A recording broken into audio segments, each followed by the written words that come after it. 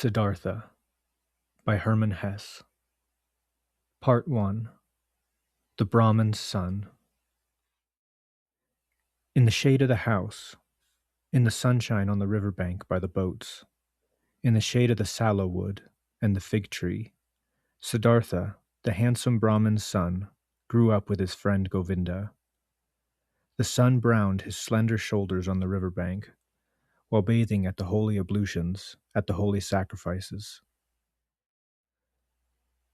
Shadows passed across his eyes in the mango grove during play, while his mother sang, during his father's teachings, when with the learned men.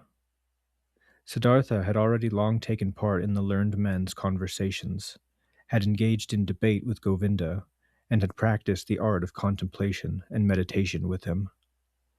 Already he knew how to pronounce Om silently, this word of words, to say it inwardly with the intake of breath, when breathing out with all his soul, his brow radiating the glow of pure spirit. Already he knew how to recognize Atman within the depth of his being, indestructible, at one with the universe. There was happiness in his father's heart because of his son, who was intelligent and thirsty for knowledge.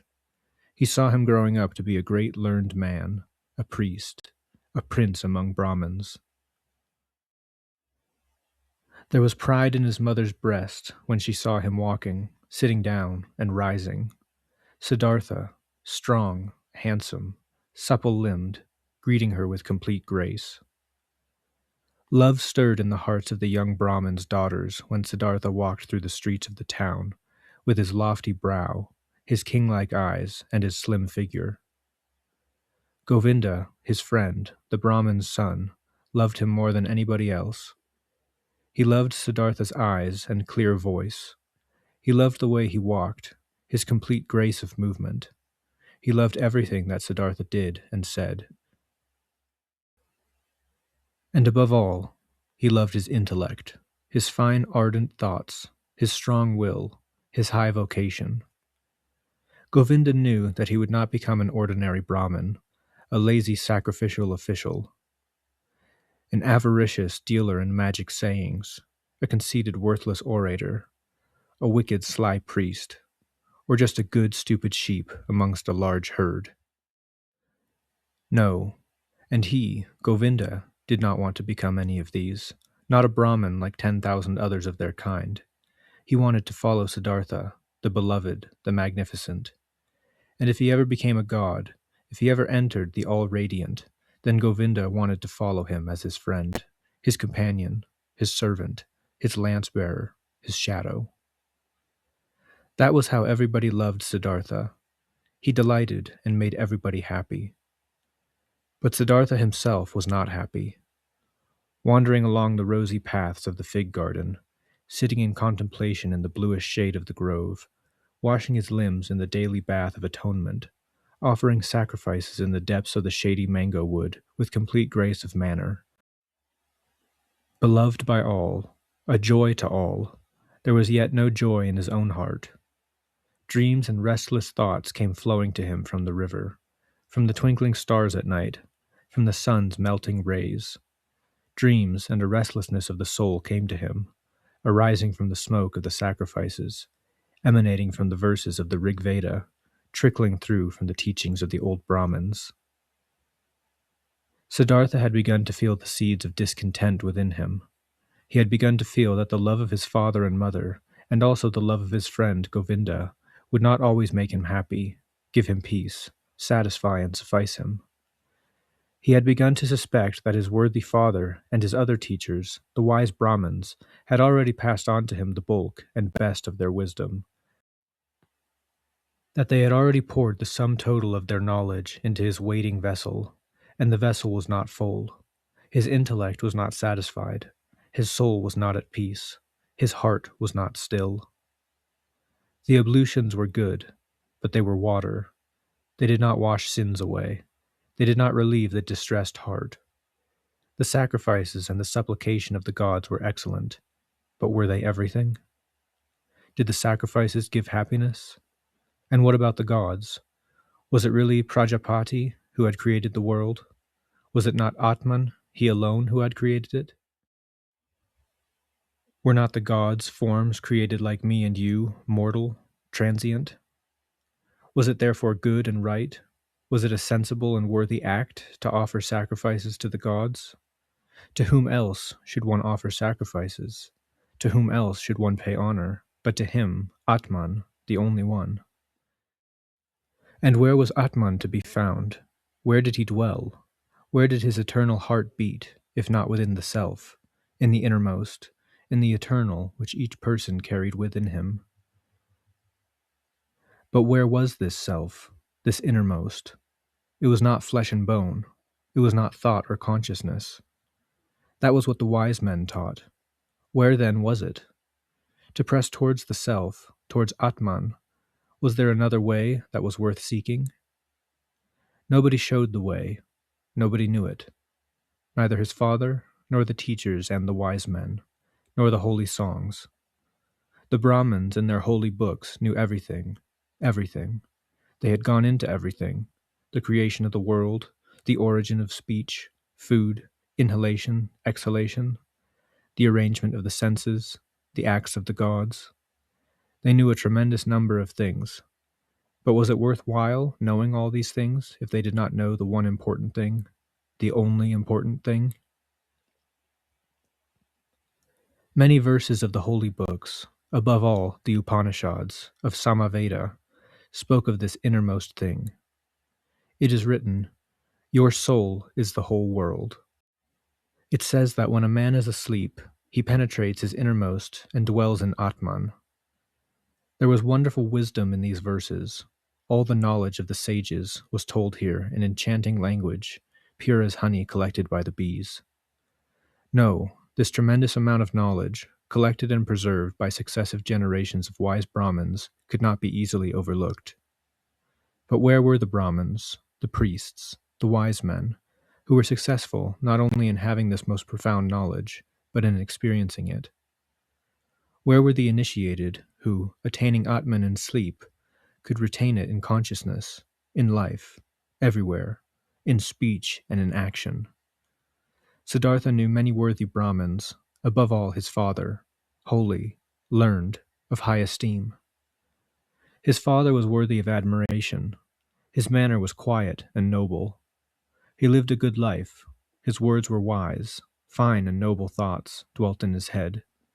But even he who knew so much, did he live in bliss? Was he at peace? Was he not also a seeker, insatiable? Did he not go continually to the holy springs with an insatiable thirst, to the sacrifices, to books, to the Brahmins' discourses? Why must he, the blameless one, wash away his sins and endeavor to cleanse himself anew each day? Was Atman then not within him? Was not then the source within his own heart? One must find the source within one's own self. One must possess it. Everything else was seeking, a detour, error. These were Siddartha's thoughts. This was his thirst, his sorrow. He often repeated to himself the words from one of the Chandogya Upanishads. In truth, the name of Brahman is Satya. Indeed, he who knows it enters the heavenly world each day. It often seemed near, the heavenly world, but never had he quite reached it. Never had he quenched the final thirst. And among the wise men that he knew, and whose teachings he enjoyed, there was not one who had entirely reached it, the heavenly world, not one who had completely quenched the eternal thirst. "Govinda," said Siddartha to his friend, "Govinda, come with me to the banyan tree. We will practice meditation."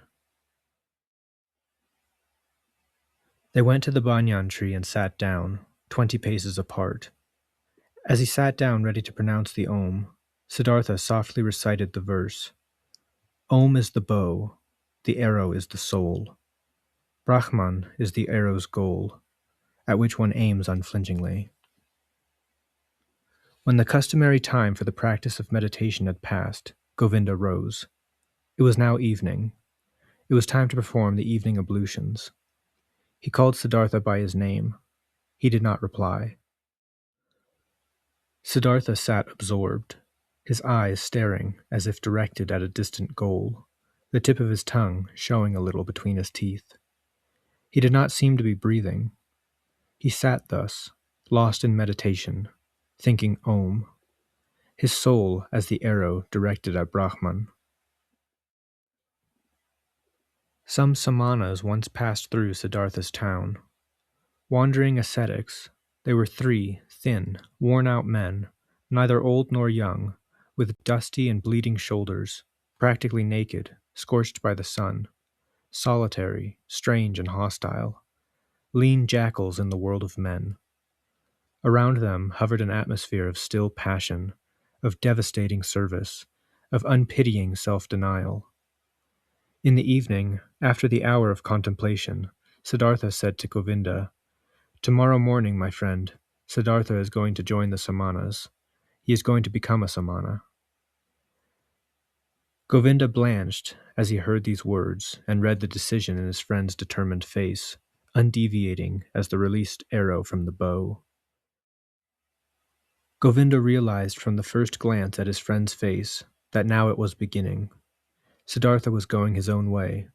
His destiny was beginning to unfold itself, and with his destiny, his own. And he became as pale as a dried banana skin. "Oh, Siddartha," he cried, "will your father permit it?" Siddartha looked at him like one who had just awakened. As quick as lightning, he read Govinda's soul, read the anxiety, the resignation. "We will not waste words, Govinda," he said softly. "Tomorrow at daybreak I will begin the life of the Samanas. Let us not discuss it again." Siddartha went into the room where his father was sitting on a mat made of bast. He went up behind his father and remained standing there until his father felt his presence. "Is it you, Siddartha?" the Brahmin asked. "Then speak what is in your mind." Siddartha said, "With your permission, father, I have come to tell you that I wish to leave your house tomorrow and join the ascetics. I wish to become a samana. I trust my father will not object." The Brahmin was silent so long that the stars passed across the small window and changed their design before the silence in the room was finally broken. His son stood silent and motionless with his arms folded. The father, silent and motionless, sat on the mat, and the stars passed across the sky. Then his father said, "It is not seemly for Brahmins to utter forceful and angry words, but there is displeasure in my heart. I should not like to hear you make this request a second time." The Brahmin rose slowly. Siddartha remained silent with folded arms. "Why are you waiting?" asked his father. "You know why," answered Siddartha. His father left the room displeased and lay down on his bed. As an hour passed by and he could not sleep, the Brahmin rose, wandered up and down, and then left the house. He looked through the small window of the room and saw Siddartha standing there with his arms folded, unmoving. He could see his pale robe shimmering. His heart troubled, the father returned to his bed. As another hour passed and the Brahmin could not sleep, he rose again, walked up and down, left the house, and saw the moon had risen. He looked through the window. Siddartha stood there unmoving, his arms folded. The moon shone on his bare shin bones. His heart troubled, the father went to bed. He returned again after an hour, and again after 2 hours, looked through the window, and saw Siddartha standing there in the moonlight, in the starlight, in the dark. And he came silently again, hour after hour, looked into the room, and saw him standing unmoving, his heart filled with anger, with anxiety, with fear, with sorrow. And in the last hour of the night, before daybreak, he returned again, entered the room, and saw the youth standing there. He seemed tall, and a stranger to him. "Siddartha," he said, "why are you waiting? You know why. Will you go on standing and waiting until it is day, noon, evening? I will stand and wait." You will grow tired, Siddartha. I will grow tired. You will fall asleep, Siddartha. I will not fall asleep. You will die, Siddartha. I will die. And would you rather die than obey your father? Siddartha has always obeyed his father. So you will give up your project? Siddartha will do what his father tells him. The first light of day entered the room. The Brahmin saw that Siddartha's knees trembled slightly, but there was no trembling in Siddartha's face. His eyes looked far away. Then the father realized that Siddartha could no longer remain with him at home, that he had already left him. The father touched Siddartha's shoulder. You will go into the forest, he said, and become a samana. If you find bliss in the forest, come back and teach it to me. If you find disillusionment, come back, and we shall again offer sacrifices to the gods together. Now go, kiss your mother, and tell her where you are going. For me, however, it is time to go to the river and perform the first ablution. He dropped his hand from his son's shoulder and went out. Siddartha swayed as he tried to walk. He controlled himself, bowed to his father, and went to his mother, to do what had been told to him. As, with benumbed legs, he slowly left the still sleeping town at daybreak, a crouching shadow emerged from the last hut and joined the pilgrim. It was Govinda. You have come, said Siddartha, and smiled. I have come, said Govinda.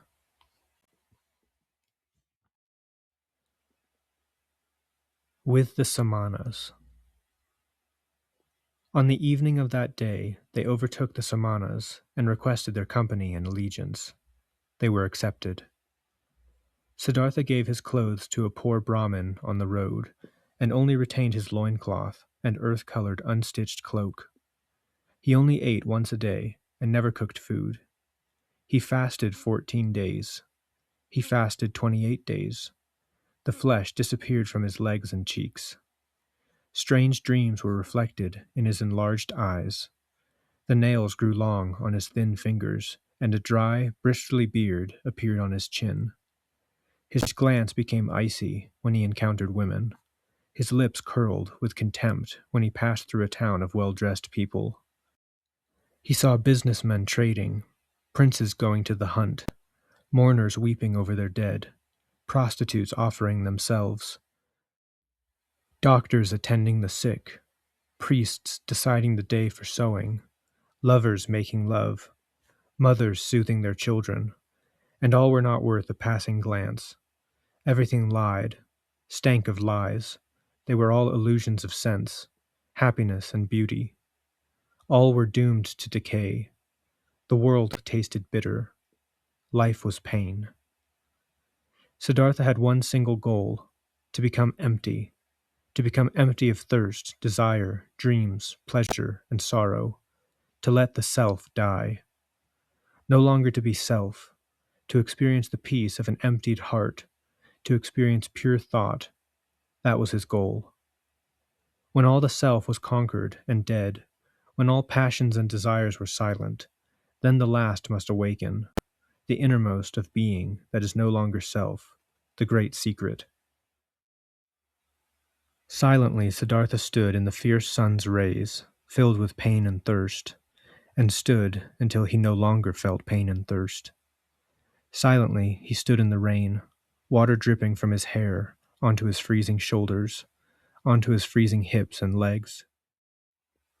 And the ascetic stood until his shoulders and legs no longer froze, till they were silent, till they were still. Silently he crouched among the thorns. Blood dripped from his smarting skin, ulcers formed, and Siddartha remained stiff, motionless, till no more blood flowed, till there was no more pricking, no more smarting. Siddartha sat upright and learned to save his breath, to manage with little breathing, to hold his breath. He learned, while breathing in, to quiet his heartbeat, learned to lessen his heartbeats until they were few and hardly any more. Instructed by the eldest of the Samanas, Siddhartha practiced self-denial and meditation according to the samana rules. A heron flew over the bamboo wood, and Siddhartha took the heron into his soul, flew over forest and mountains, became a heron, ate fishes, suffered heron hunger, used heron language, died a heron's death. A dead jackal lay on the sandy shore, and Siddhartha's soul slipped into its corpse.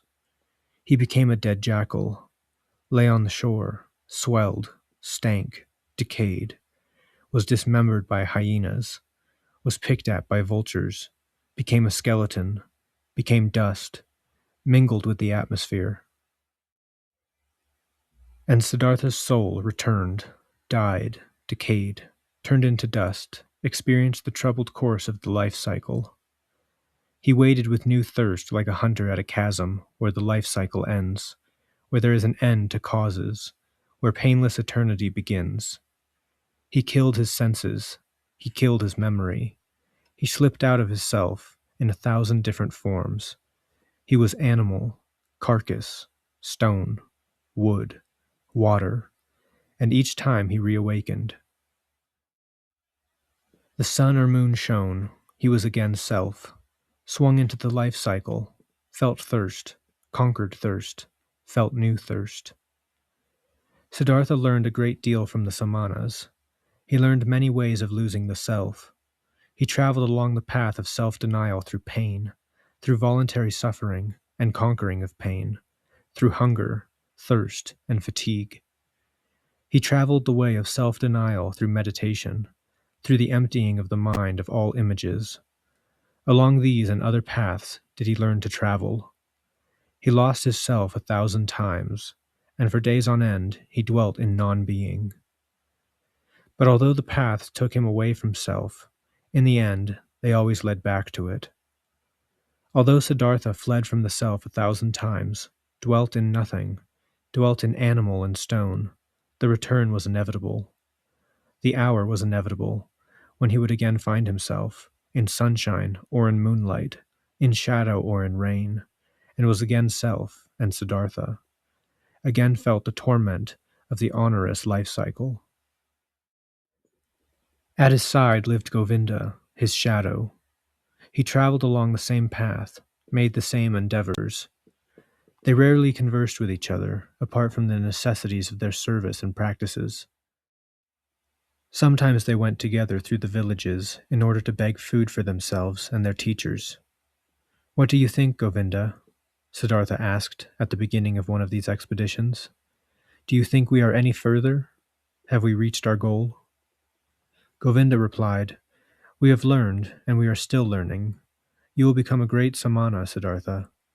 You have learned each exercise quickly. The old samanas have often appraised you. Someday you will be a holy man, Siddartha."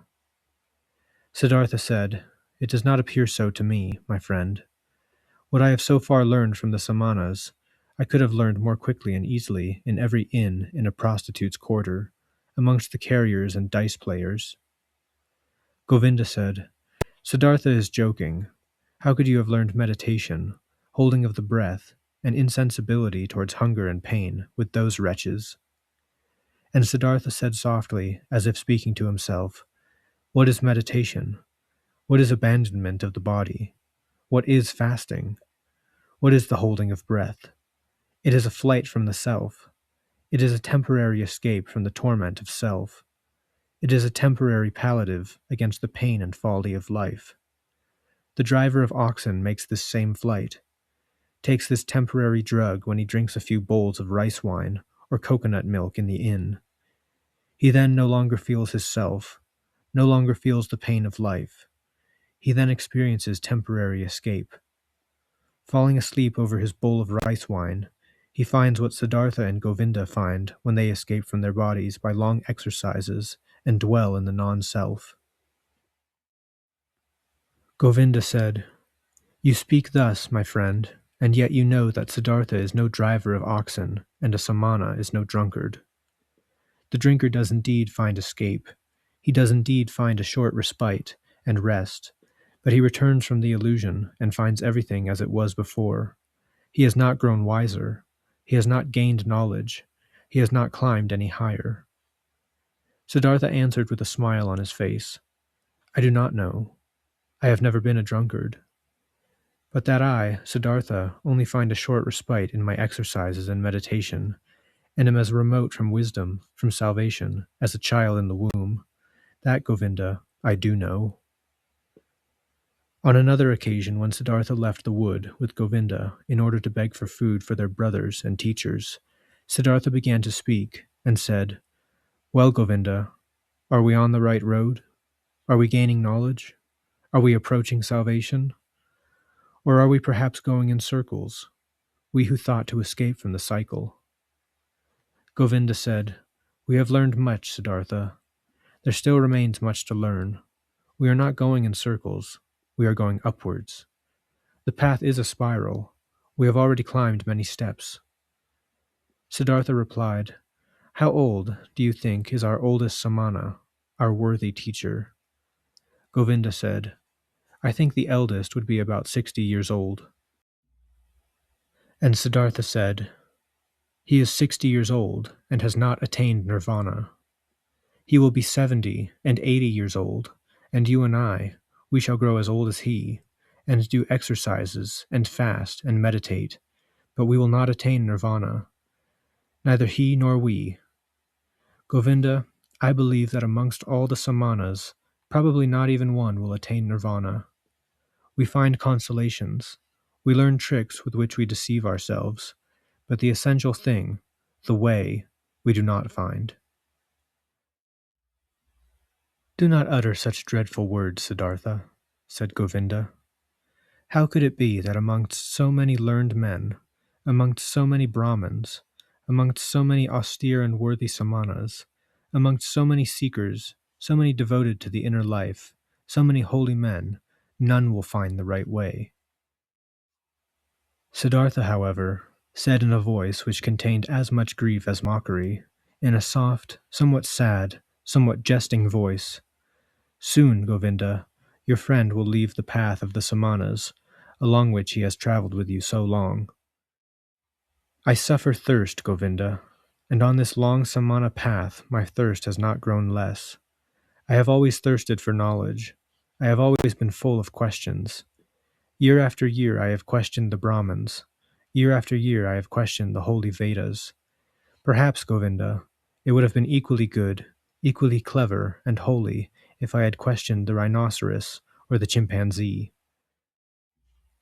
I have spent a long time, and have not yet finished, in order to learn this, Govinda, that one can learn nothing. There is, so I believe, in the essence of everything, something that we cannot call learning. There is, my friend, only a knowledge that is everywhere, that is Atman, that is in me and you, and in every creature, and I am beginning to believe that this knowledge has no worse enemy than the man of knowledge, than learning. Thereupon Govinda stood still on the path, raised his hands, and said, Siddartha, do not distress your friend with such talk. Truly, your words trouble me. Think, what meaning would our holy prayers have, the venerableness of the Brahmins, the holiness of the Samanas, if, as you say, there is no learning? Siddartha, what would become of everything? What would be holy on earth? What would be precious and sacred? Govinda murmured a verse to himself, a verse from one of the Upanishads. He whose reflective pure spirit sinks into Atman knows bliss inexpressible through words. Siddartha was silent. He dwelt long on the words which Govinda had uttered. Yes, he thought, standing with bowed head, what remains from all that seems holy to us? What remains? What is preserved? And he shook his head.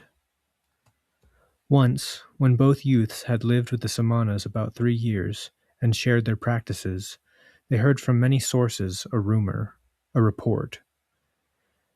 Someone had appeared called Gautama, the illustrious, the Buddha.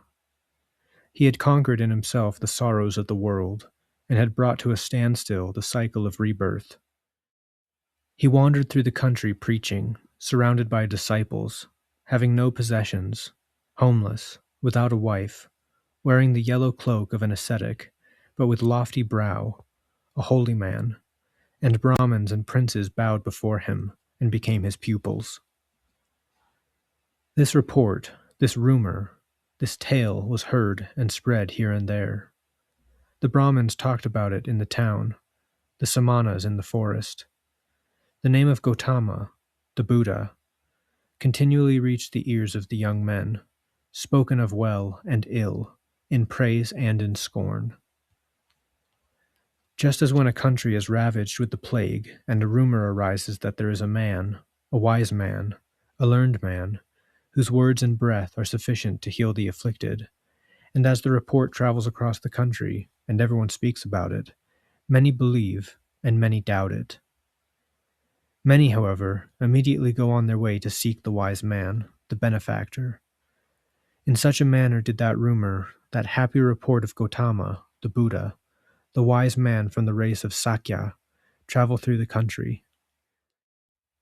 He possessed great knowledge, said the believers. He remembered his former lives. He had attained nirvana, and never returned on the cycle. He plunged no more into the troubled stream of forms.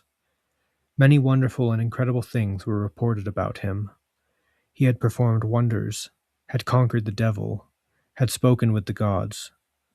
His enemies and doubters, however, said that this Gautama was an idle fraud. He passed his days in high living, scorned the sacrifices, was unlearned, and knew neither practices nor mortification of the flesh. The rumors of the Buddha sounded attractive. There was magic in these reports. The world was sick, life was difficult, and here there seemed new hope. Here there seemed to be a message, comforting, mild, full of fine promises. Everywhere there were rumors about the Buddha. Young men all over India listened, felt a longing and a hope. And among the Brahmins' sons, in the towns and villages, every pilgrim and stranger was welcome if he brought news of him, the illustrious, the Sakyamuni. The rumors reached the Samanas in the forest, and Siddartha and Govinda. A little at a time, every little item heavy with hope, heavy with doubt. They spoke little about it, as the eldest Samana was no friend of this rumor. He had heard that this alleged Buddha had formerly been an ascetic and had lived in the woods, had then turned to high living and the pleasures of the world, and he held no brief for this Gautama.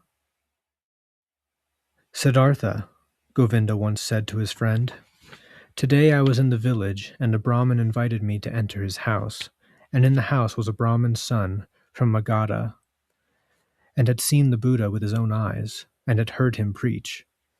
Truly I was filled with longing, and I thought, I wish that both Siddartha and I may live to see the day when we can hear the teachings from the lips of the Perfect One. My friend, shall we not also go hither and hear the teachings from the lips of the Buddha?" Siddartha said, "I always thought that Govinda would remain with the Samanas. I always believed it was his goal to be 60 and 70 years old and still practice the arts and exercises which the Samanas teach. But how little did I know Govinda? How little did I know what was in his heart? Now, my dear friend, you wish to strike a new path and go and hear the Buddha's teachings." Govinda said, "It gives you pleasure to mock me. No matter if you do, Siddartha. Do you not also feel a longing, a desire to hear his teaching? And did you not once say to me, I will not travel the path of the Samanas much longer?" Then Siddartha laughed in such a way that his voice expressed a shade of sorrow and a shade of mockery, and he said, "You have spoken well, Govinda. You have remembered well, but you must also remember what else I told you, that I have become distrustful of teachings and learning, and that I have little faith in words that come to us from teachers. But very well, my friend, I am ready to hear that new teaching, although I believe in my heart that we have already tasted the best fruit of it."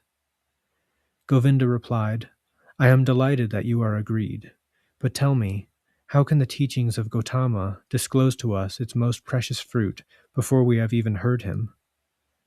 Siddartha said, "Let us enjoy this fruit and await further ones, Govinda."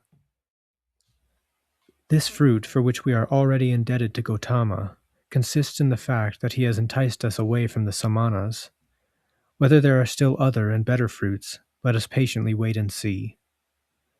On the same day, Siddartha informed the eldest samana of his decision to leave him. He told the old man with the politeness and modesty fitting to young men and students. But the old man was angry that both young men wished to leave him, and he raised his voice and scolded them strongly. Govinda was taken aback, but Siddartha put his lips to Govinda's ear and whispered, "Now I will show the old man that I have learned something from him." He stood near the samana, his mind intent.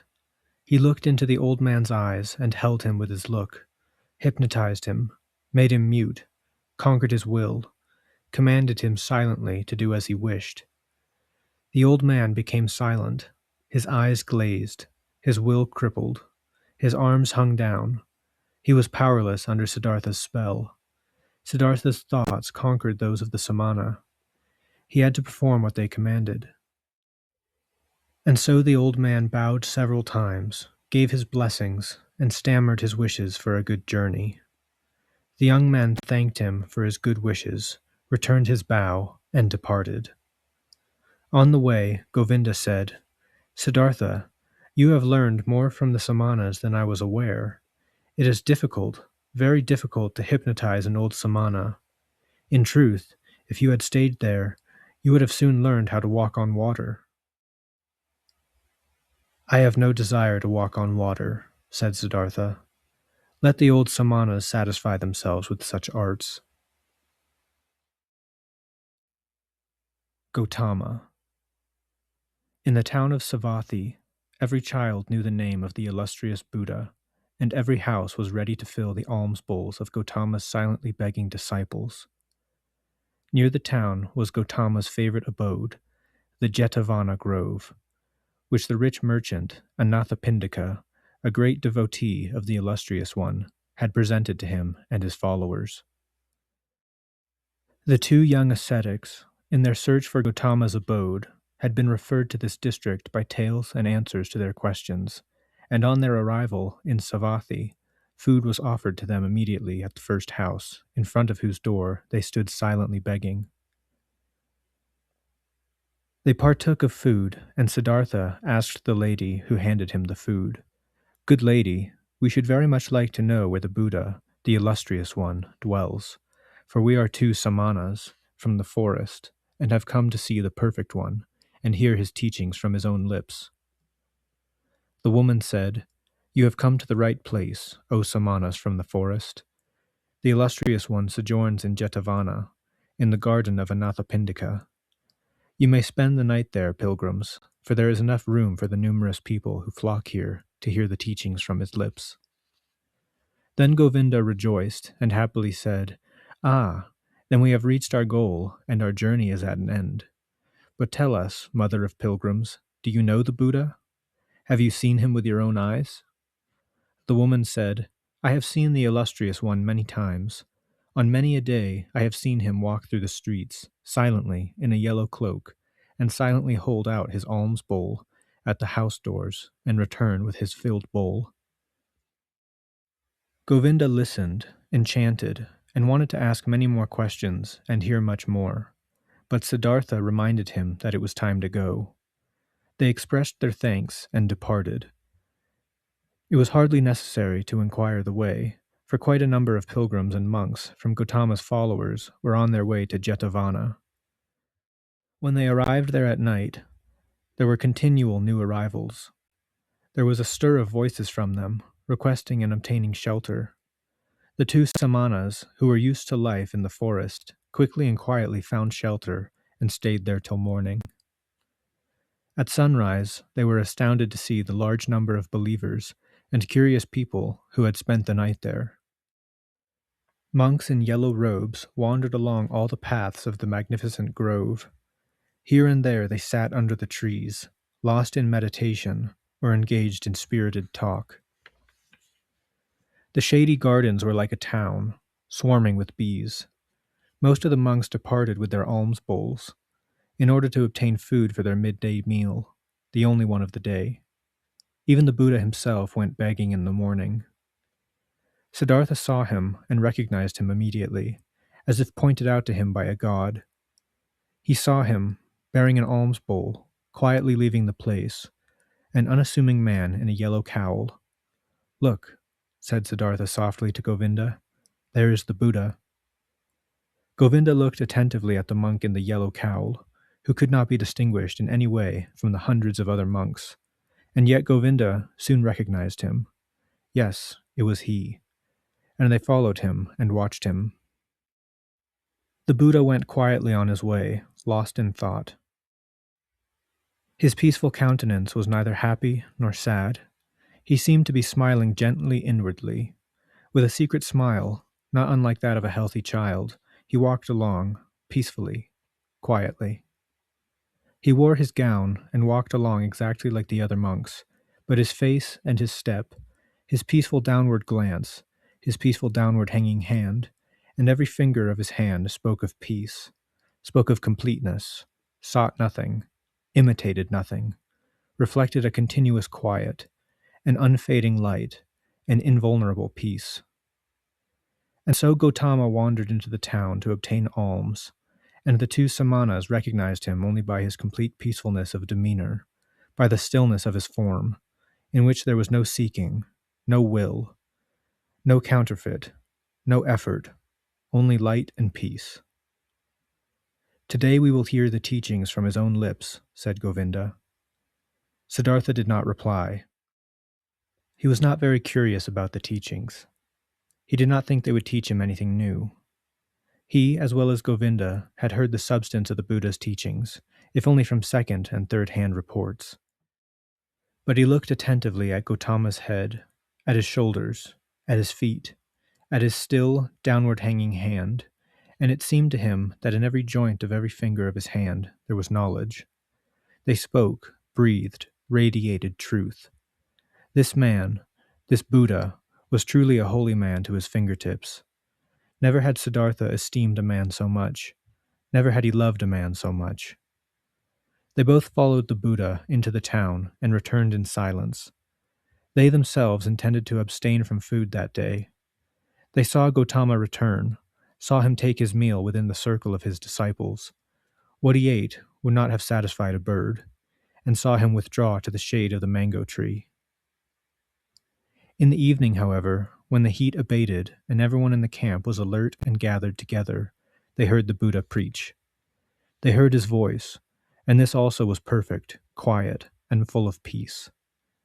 Gautama talked about suffering, the origin of suffering, the way to release from suffering.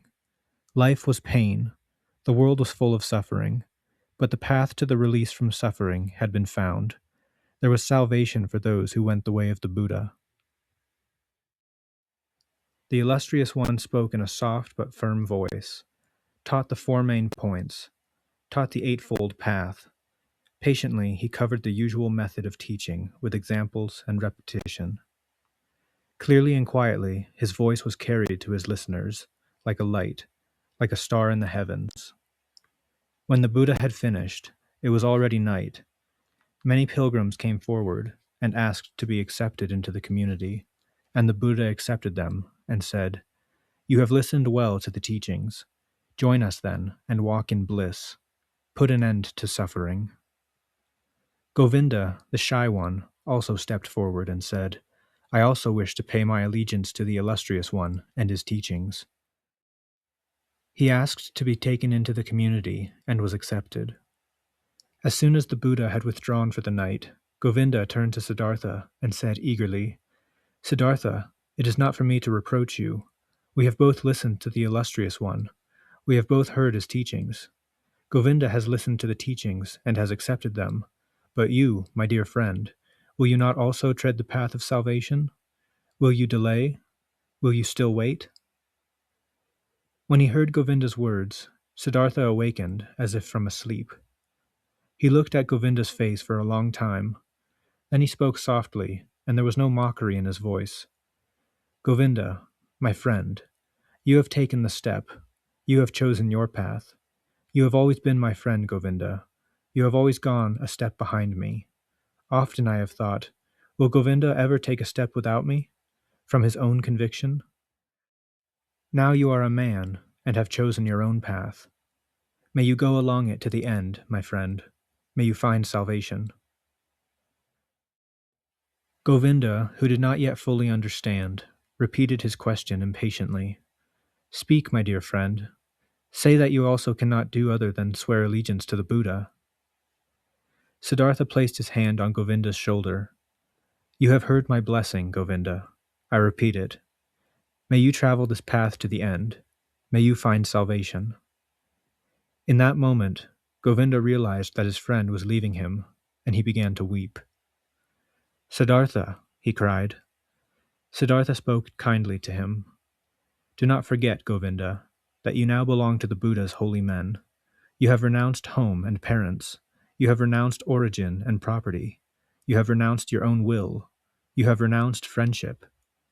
That is what the teachings preach. That is the will of the illustrious one. That is what you wished yourself. Tomorrow, Govinda, I will leave you. For a long time, the friends wandered through the woods. They lay down for a long time, but could not sleep. Govinda pressed his friend again and again to tell him why he would not follow the Buddha's teachings, what flaw he found in them, but each time Siddartha waved him off. Be at peace, Govinda.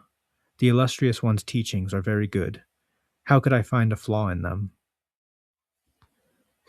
Early in the morning, one of the Buddha's followers, one of his oldest monks, went through the garden and called to him all the new people who had sworn their allegiance to the teachings, in order to place upon them the yellow robe and instruct them in the first teachings and duties of their order. Thereupon, Govinda tore himself away, embraced the friend of his youth, and drew on the monk's robe. Siddartha wandered through the grove, deep in thought. There he met Gautama, the illustrious one, and as he greeted him respectfully, and the Buddha's expression was so full of goodness and peace, the young man plucked up courage and asked the illustrious one's permission to speak to him. Silently, the illustrious one nodded his permission. Siddartha said, Yesterday, O illustrious one, I had the pleasure of hearing your wonderful teachings. I came from far away with my friend to hear you, and now my friend will remain with you. He has sworn allegiance to you. I, however, am continuing my pilgrimage anew. As you wish, said the illustrious one politely. My talk is perhaps too bold, continued Siddartha, but I do not wish to leave the illustrious one without sincerely communicating to him my thoughts. Will the illustrious one hear me a little longer? Silently, the Buddha nodded his consent. Siddartha said, O illustrious one, in one thing above all have I admired your teachings. Everything is completely clear and proved. You show the world as a complete, unbroken chain, an eternal chain, linked together by cause and effect. Never has it been presented so clearly. Never has it been so irrefutably demonstrated. Surely every Brahmin's heart must beat more quickly, when through your teachings he looks at the world, completely coherent, without a loophole, clear as crystal, not dependent on chance, not dependent on gods. Whether it is good or evil, whether life in itself is pain or pleasure, whether it is uncertain, that it may perhaps be, this is not important, but the unity of the world, the coherence of all events, the embracing of the big and the small from the same stream, from the same law of cause, of becoming and dying, this shines clearly from your exalted teachings, O Perfect One. But according to your teachings, this unity and logical consequence of all things is broken in one place. Through a small gap, there streams into the world of unity something strange, something new, something that was not there before, and that cannot be demonstrated and proved. That is your doctrine of rising above the world, of salvation. With this small gap, through this small break, however, the eternal and single world law breaks down again. Forgive me if I raise this objection. Gautama had listened quietly, motionless, and now the Perfect One spoke in his kind, polite, and clear voice. You have listened well to the teachings, O Brahman's son, and it is a credit to you that you have thought so deeply about them. You have found a flaw. Think well about it again. Let me warn you, you who are thirsty for knowledge, against the thicket of opinions and the conflict of words. Opinions mean nothing. They may be beautiful or ugly, clever or foolish. Anyone can embrace or reject them. The teaching which you have heard, however, is not my opinion, and its goal is not to explain the world to those who are thirsty for knowledge. Its goal is quite different. Its goal is salvation from suffering. That is what Gautama teaches, nothing else. Do not be angry with me, O illustrious one, said the young man. I have not spoken to you thus to quarrel with you about words. You are right when you say that opinions mean little, but may I say one thing more? I did not doubt you for one moment. Not for one moment did I doubt that you were the Buddha, that you have reached the highest goal which so many thousands of Brahmins and Brahmins' sons are striving to reach. You have done so by your own seeking, in your own way, through thought, through meditation, through knowledge, through enlightenment. You have learned nothing through teachings, and so I think, O illustrious one, that nobody finds salvation through teachings. To nobody, O illustrious one, can you communicate in words and teachings what happened to you in the hour of your enlightenment.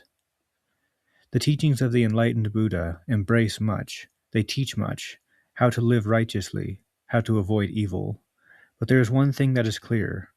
Worthy instruction does not contain. It does not contain the secret of what the illustrious one himself experienced. He alone, among hundreds of thousands. That is what I thought and realized when I heard your teachings. That is why I am going on my way, not to seek another and better doctrine, for I know there is none, but to leave all doctrines and all teachers, and to reach my goal alone, or die. But I will often remember this day, O illustrious one, and this hour when my eyes beheld a holy man. The Buddha's eyes were lowered. His unfathomable face expressed complete equanimity. I hope you are not mistaken in your reasoning, said the illustrious one slowly. May you reach your goal. But tell me, have you seen my gathering of holy men, my many brothers who have sworn allegiance to the teachings? Do you think, O Samana from afar, that it would be better for all these to relinquish the teachings and to return to the life of the world and desires? That thought never occurred to me, cried Siddartha. May they all follow the teachings. May they reach their goal. It is not for me to judge another life. I must judge for myself. I must choose and reject. We Samanas seek release from the self, O illustrious one. If I were one of your followers, I fear that it would only be on the surface that I would deceive myself that I was at peace and had attained salvation, while in truth the self would continue to live and grow, for it would have been transformed in your teachings, into my allegiance, and love for you and for the community of the monks. Half smiling, with imperturbable brightness and friendliness, the Buddha looked steadily at the stranger and dismissed him with a hardly visible gesture. You are clever, O Samana, said the illustrious one. You know how to speak cleverly, my friend. Be on your guard against too much cleverness. The Buddha walked away, and his look and half-smile remained imprinted on Siddartha's memory forever. I have never seen a man look and smile, sit and walk like that, he thought. I also would like to look and smile, sit and walk like that. So free, so worthy, so restrained, so candid, so childlike and mysterious. A man only looks and walks like that when he has conquered his self. I also will conquer myself. I have seen one man only, thought Siddartha, before whom I must lower my eyes. I will never lower my eyes before any other man. No other teachings will attract me, since this man's teachings have not done so. The Buddha has robbed me, thought Siddartha. He has robbed me, yet he has given me something of greater value. He has robbed me of my friend, who believed in me, and who now believes in him. He was my shadow, and is now Gautama's shadow. But he has given to me Siddartha, myself. Awakening. As Siddartha left the grove in which the Buddha, the perfect one, remained, in which Govinda remained, he felt that he had also left his former life behind him in the grove. As he slowly went on his way, his head was full of his thought. He reflected deeply until this feeling completely overwhelmed him, and he reached a point where he recognized causes. For to recognize causes, it seemed to him, is to think, and through thought alone, feelings become knowledge and are not lost, but become real and begin to mature. Siddartha reflected deeply as he went on his way. He realized that he was no longer a youth. He was now a man. He realized that something had left him, like the old skin that a snake sheds. Something was no longer in him, something that had accompanied him right through his youth and was part of him. This was the desire to have teachers and to listen to their teachings. He had left the last teacher he had met, even he, the greatest and wisest teacher, the holiest, the Buddha. He had to leave him. He could not accept his teachings. Slowly the thinker went on his way and asked himself, "What is it that you wanted to learn from teachings and teachers? And although they taught you much, what was it they could not teach you?" And he thought, "It was the self, the character and nature of which I wished to learn. I wanted to rid myself of the self, to conquer it, but I could not conquer it. I could only deceive it, could only fly from it, could only hide from it. Truly, nothing in the world has occupied my thoughts as much as the self, this riddle that I live, that I am one and am separated and different from everybody else, that I am Siddartha, and about nothing in the world do I know less than about myself, about Siddartha." The thinker, slowly going on his way, suddenly stood still, gripped by this thought, and another thought immediately arose from this one. It was, the reason why I do not know anything about myself, the reason why Siddartha has remained alien and unknown to myself is due to one thing, to one single thing. I was afraid of myself. I was fleeing from myself. I was seeking Brahman, Atman. I wished to destroy myself, to get away from myself, in order to find in the unknown innermost the nucleus of all things, Atman, life, the divine, the absolute. But by doing so, I lost myself on the way. Siddartha looked up and around him. A smile crept over his face, and a strong feeling of awakening from a long dream spread right through his being. Immediately, he walked on again, quickly, like a man who knows what he has to do. Yes, he thought, breathing deeply, I will no longer try to escape from Siddartha.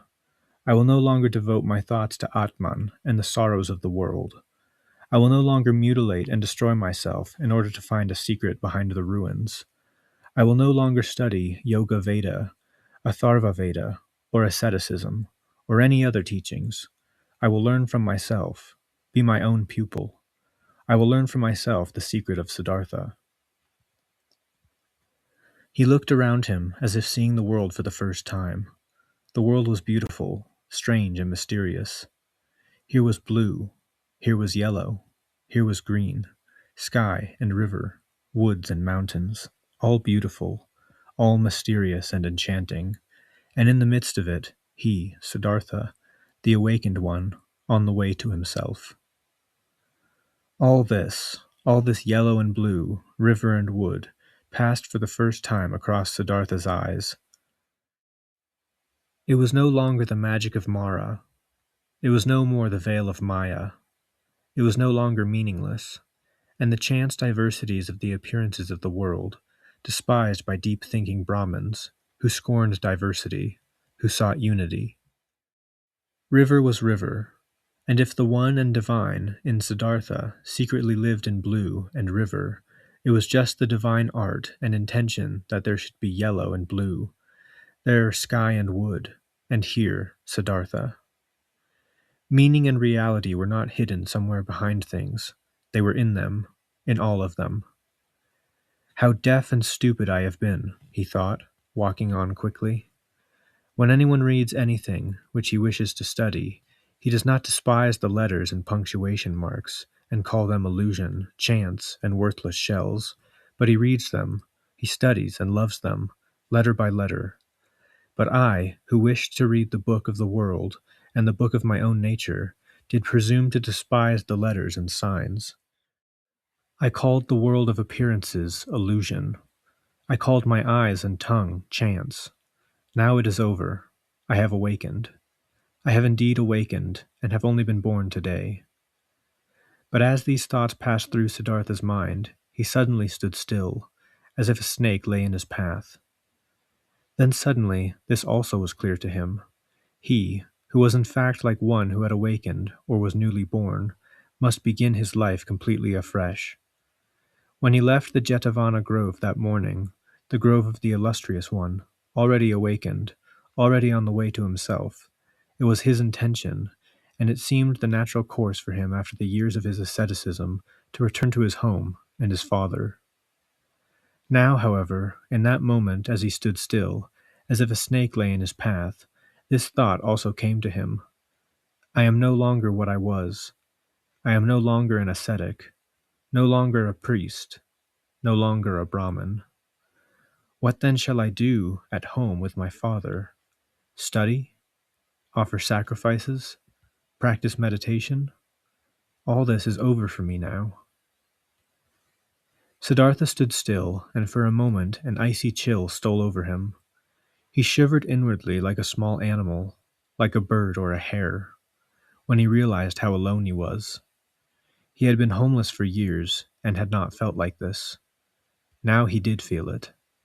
Previously, when in deepest meditation, he was still his father's son. He was a Brahmin of high standing, a religious man. Now he was only Siddartha, the awakened, otherwise nothing else. He breathed in deeply, and for a moment he shuddered. Nobody was so alone as he.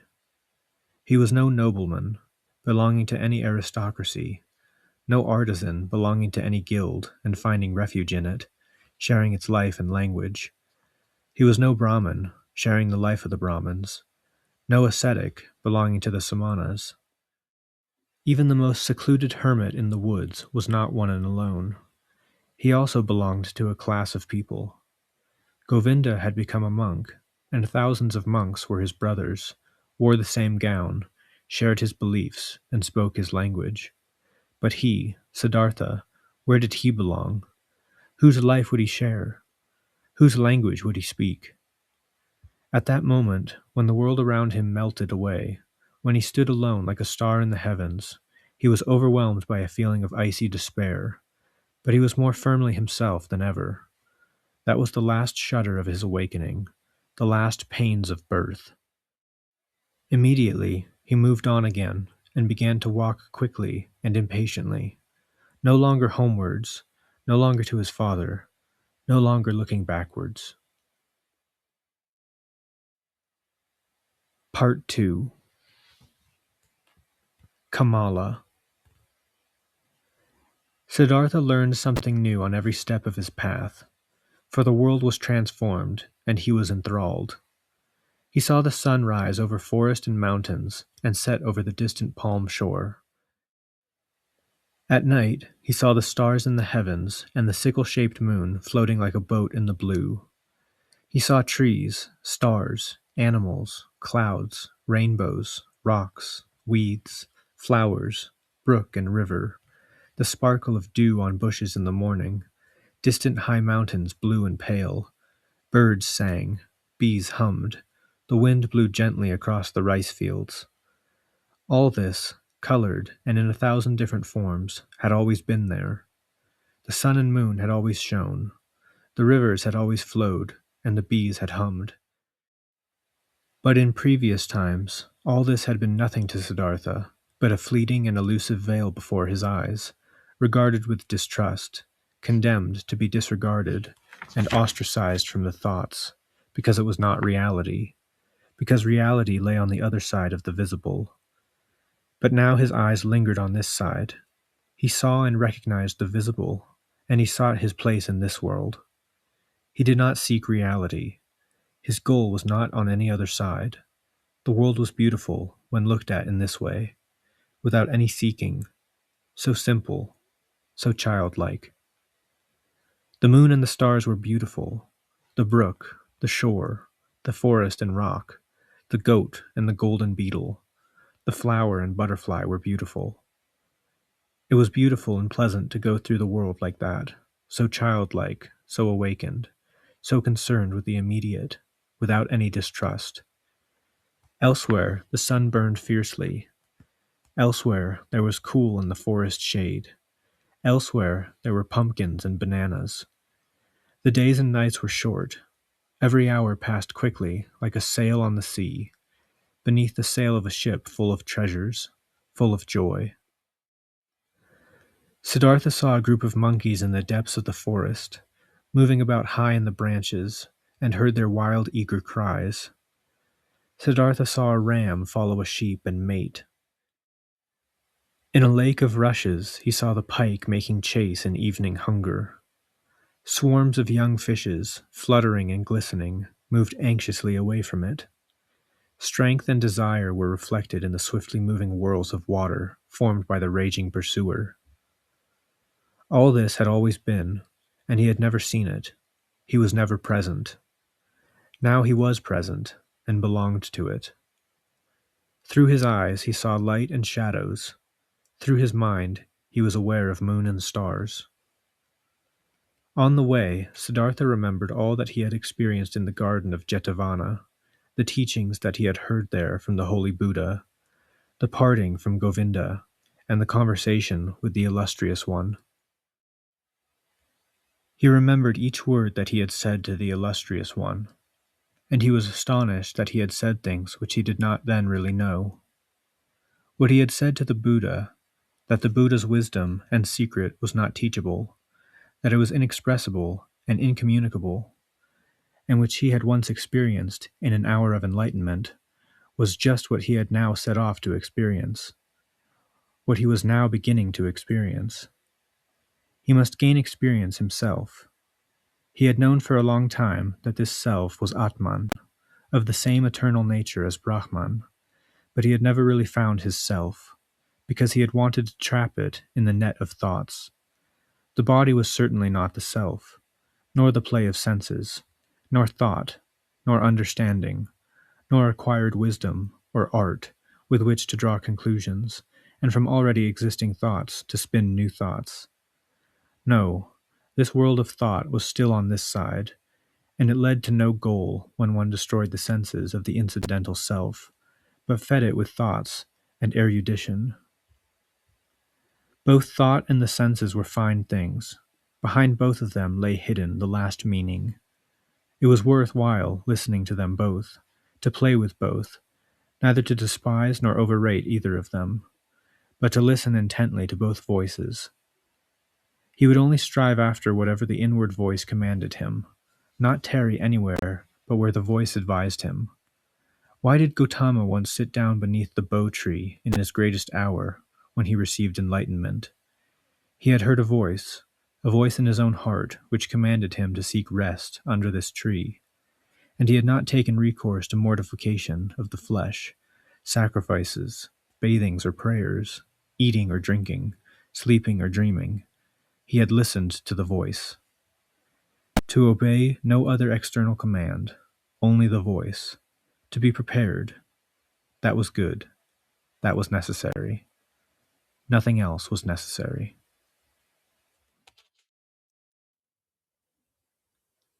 During the night, as he slept in a ferryman's straw hut, Siddartha had a dream.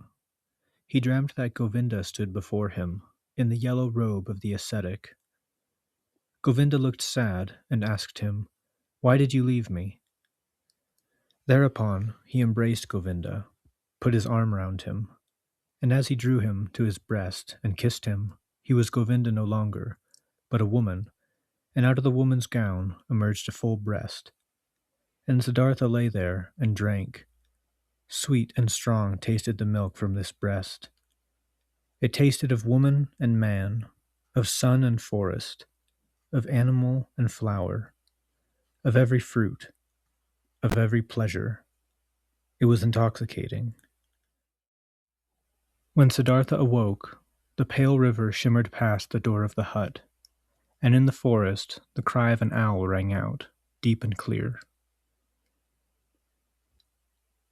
As the day began, Siddartha asked his host, the ferryman, to take him across the river. The ferryman took him across on his bamboo raft. The broad sheet of water glimmered pink in the light of the morning. "It is a beautiful river," he said to his companion. "Yes," said the ferryman, "it is a very beautiful river. I love it above everything. I have often listened to it, gazed at it, and I have always learned something from it. One can learn much from a river." "Thank you, good man," said Siddartha as he landed on the other side.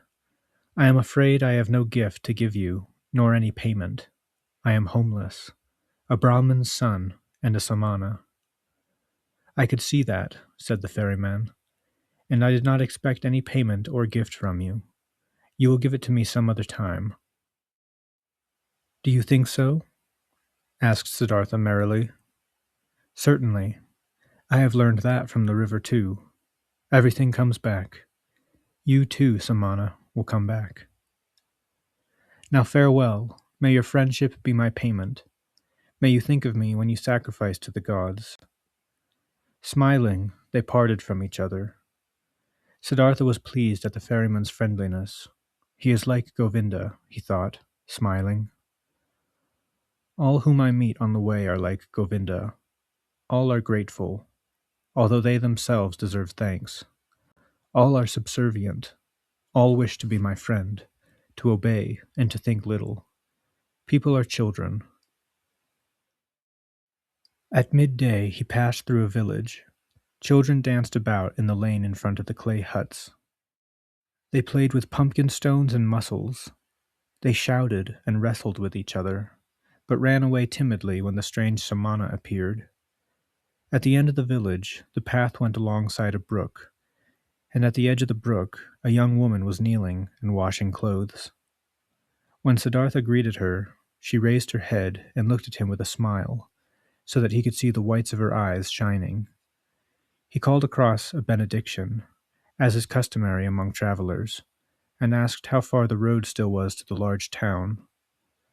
Thereupon she stood up and came towards him, her moist lips gleaming attractively in her young face.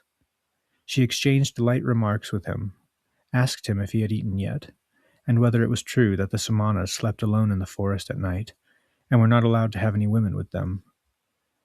She then placed her left foot on his right and made a gesture, such as a woman makes when she invites a man to that kind of enjoyment of love which the holy books call ascending the tree. Siddartha felt his blood kindle, and as he recognized his dream again at that moment, he stooped a little towards the woman and kissed the brown tip of her breast. Looking up, he saw her face smiling, full of desire, and her half-closed eyes pleading with longing. Siddartha also felt a longing and the stir of sex in him.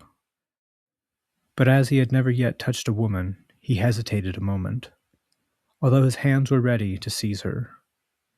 At that moment he heard his inward voice, and the voice said, "No." Then all the magic disappeared from the young woman's smiling face.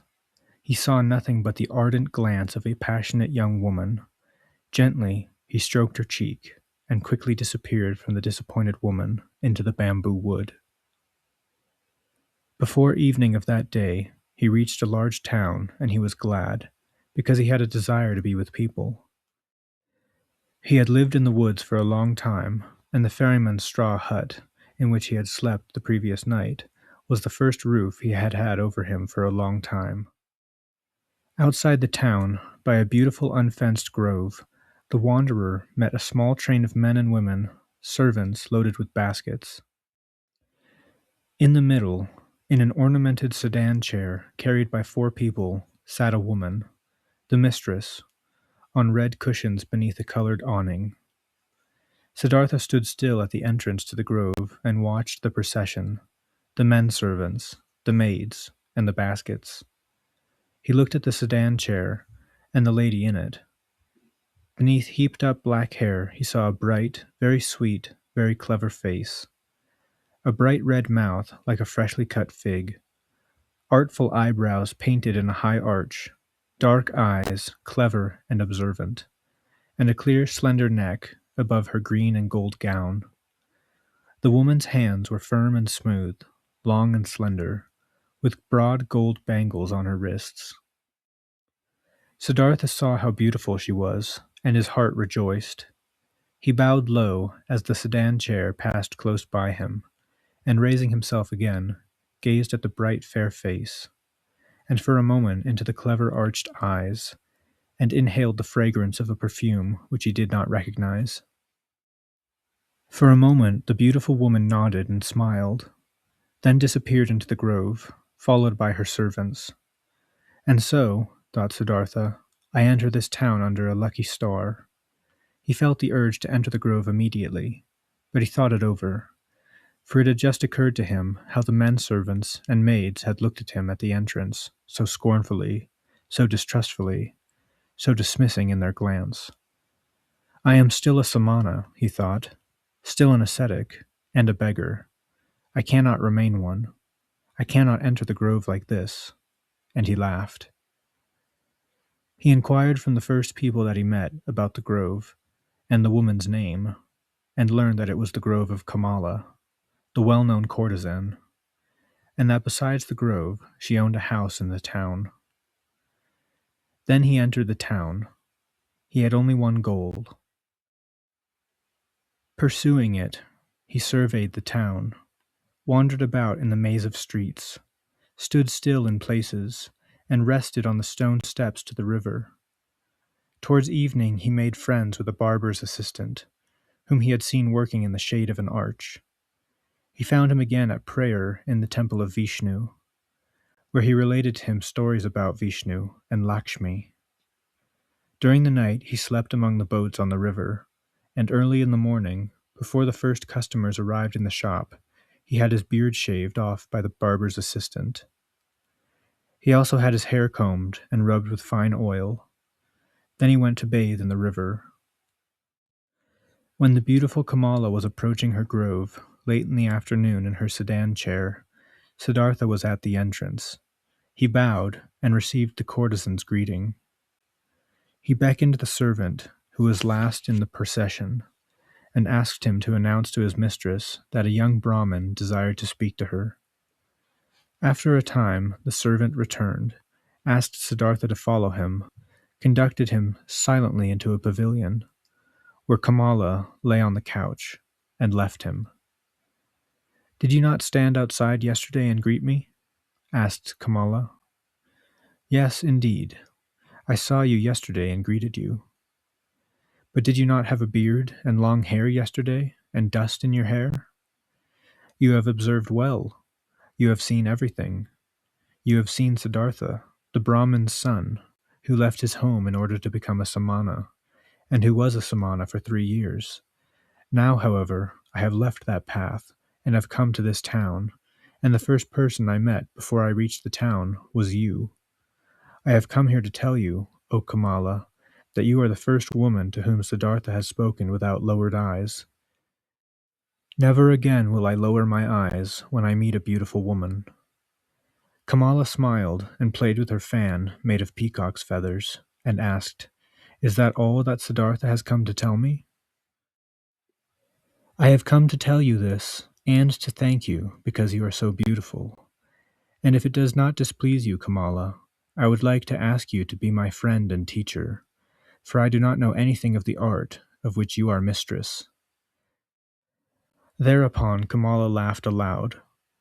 It has never been my experience that a samana from the woods should come to me and desire to learn from me. Never has a samana with long hair and an old torn loincloth come to me.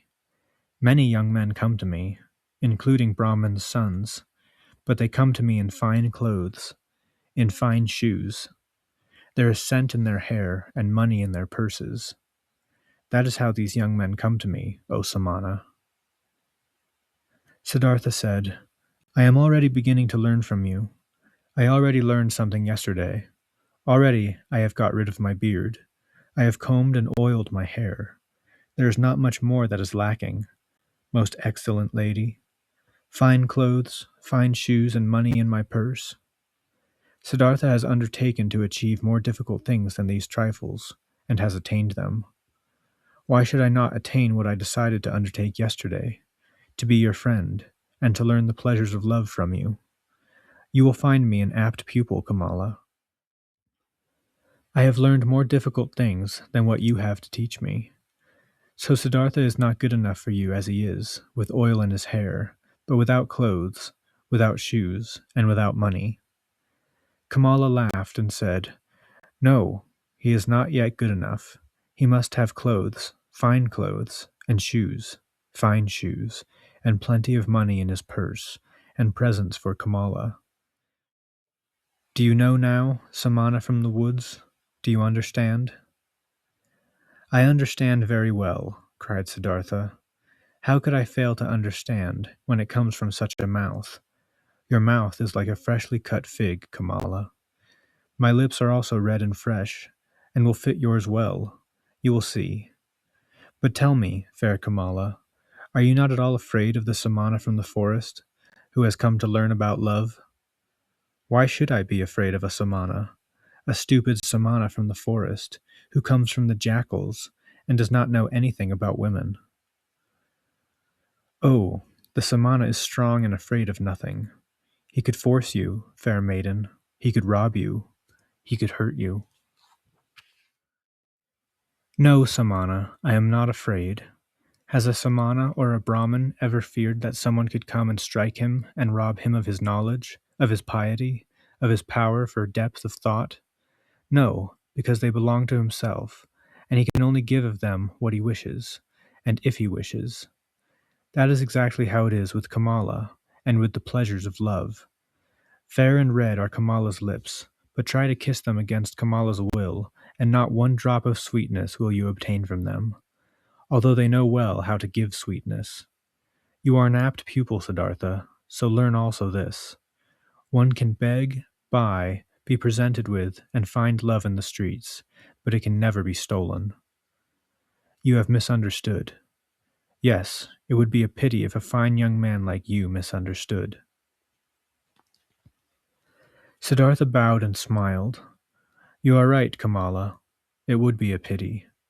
It would be a very great pity. No, no drops of sweetness must be lost from your lips, nor from mine. So Siddartha will come again when he has what he is lacking in, clothes, shoes, money. But tell me, fair Kamala, can you not give me a little advice? Advice? Why not? Who would not willingly give advice to a poor, ignorant Samana who comes from the jackals in the forest? Dear Kamala, where can I go in order to obtain these three things as quickly as possible? My friend, many people want to know that. You must do what you have learned, and obtain money, clothes, and shoes for it. A poor man cannot obtain money otherwise. I can think. I can wait. I can fast. Nothing else? Nothing. Oh yes, I can compose poetry. Will you give me a kiss for a poem? I will do so if your poem pleases me. What is it called? After thinking a moment, Siddartha recited this verse. Into her grove went the fair Kamala. At the entrance to the grove stood the brown Samana. As he saw the lotus flower, deeply he bowed. Smiling, acknowledged Kamala. Better, thought the young Samana, to make sacrifices to the fair Kamala than to offer sacrifices to the gods. Kamala clapped her hands loudly, so that the golden bangles tinkled. Your poetry is very good, brown Samana, and truly there is nothing to lose if I give you a kiss for it. She drew him to her with her eyes. He put his face against hers. placed his lips against hers, which were like a freshly cut fig. Kamala kissed him deeply, and to Siddartha's great astonishment, he felt how much she taught him, how clever she was, how she mastered him, repulsed him, lured him, and how after this long kiss, a long series of other kisses, all different, awaited him. He stood still, breathing deeply. At that moment he was like a child, astonished at the fullness of knowledge and learning which unfolded itself before his eyes. "Your poetry is very good," said Kamala. "If I were rich, I would give you money for it. But it will be hard for you to earn as much money as you want with poetry, for you will need much money if you want to be Kamala's friend." "How you can kiss, Kamala," stammered Siddartha. "Yes, indeed, that is why I am not lacking in clothes, shoes, bangles, and all sorts of pretty things. But what are you going to do? Cannot you do anything else besides think, fast, and compose poetry?" "I also know the sacrificial songs," said Siddartha, "but I will not sing them any more. I also know incantations, but I will not pronounce them any more. I have read the scriptures." "Wait," interrupted Kamala. "You can read and write?" "Certainly I can. Many people can do that." "Not most people. I cannot. It is very good that you know how to read and write. Very good. You might even need the incantations." At that moment, a servant entered and whispered something in his mistress's ear. "I have a visitor," said Kamala. "Hurry and disappear." "Siddartha, nobody must see you here. I will see you again tomorrow." However, she ordered the servant to give the holy Brahmin a white gown. Without quite knowing what was happening, Siddartha was led away by the servant, conducted by a circuitous route to a garden house, presented with a gown, led into the thicket, and expressly instructed to leave the grove unseen as quickly as possible. Contentedly, he did what he was told. Accustomed to the forest, he made his way silently out of the grove and over the hedge. Contentedly, he returned to the town, carrying his rolled-up gown under his arm. He stood at the door of an inn where travelers met, silently begged for food, and silently accepted a piece of rice cake. Perhaps tomorrow, he thought, I will not need to beg for food. He was suddenly overwhelmed with a feeling of pride. He was a samana no longer. It was no longer fitting that he should beg. He gave the rice cake to a dog and remained without food. The life that is lived here is simple, thought Siddartha. It has no difficulties. Everything was difficult, irksome, and finally hopeless when I was a samana. Now everything is easy as the instruction in kissing which Kamala gives. I require clothes and money. That is all. These are easy goals which do not disturb one's sleep. He had long since inquired about Kamala's townhouse and called there the next day. "Things are going well," she called across to him. "Kamaswami expects you to call on him. He is the richest merchant in the town. If you please him, he will take you into his service. Be clever, Brown Samana. I had your name mentioned to him through others. Be friendly towards him. He is very powerful. But do not be too modest. I do not want you to be his servant, but his equal. Otherwise I shall not be pleased with you. Kamaswami is beginning to grow old and indolent. If you please him, he will place great confidence in you."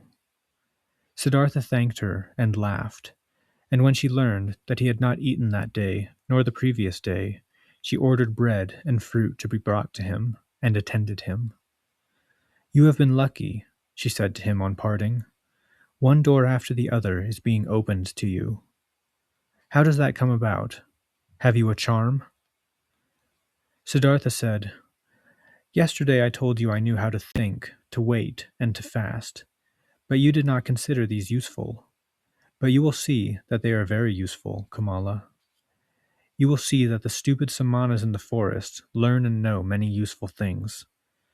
The day before yesterday, I was still an unkempt beggar.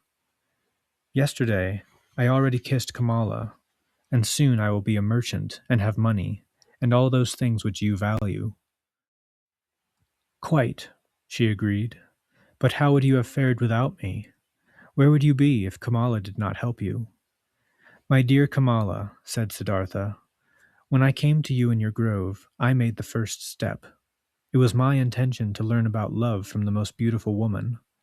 From the moment I made that resolution, I also knew that I would execute it. I knew that you would help me.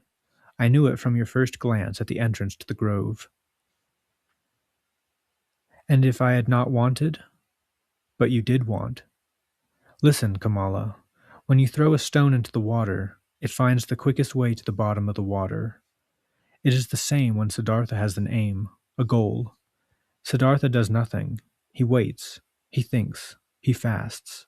But he goes through the affairs of the world like the stone through the water, without doing anything, without bestirring himself. He is drawn and lets himself fall. He is drawn by his goal, for he does not allow anything to enter his mind which opposes his goal. That is what Siddartha learned from the Samanas. It is what fools call magic, and what they think is caused by demons. Nothing is caused by demons. There are no demons. Everyone can perform magic. Everyone can reach his goal, if he can think, wait, and fast. Kamala listened to him.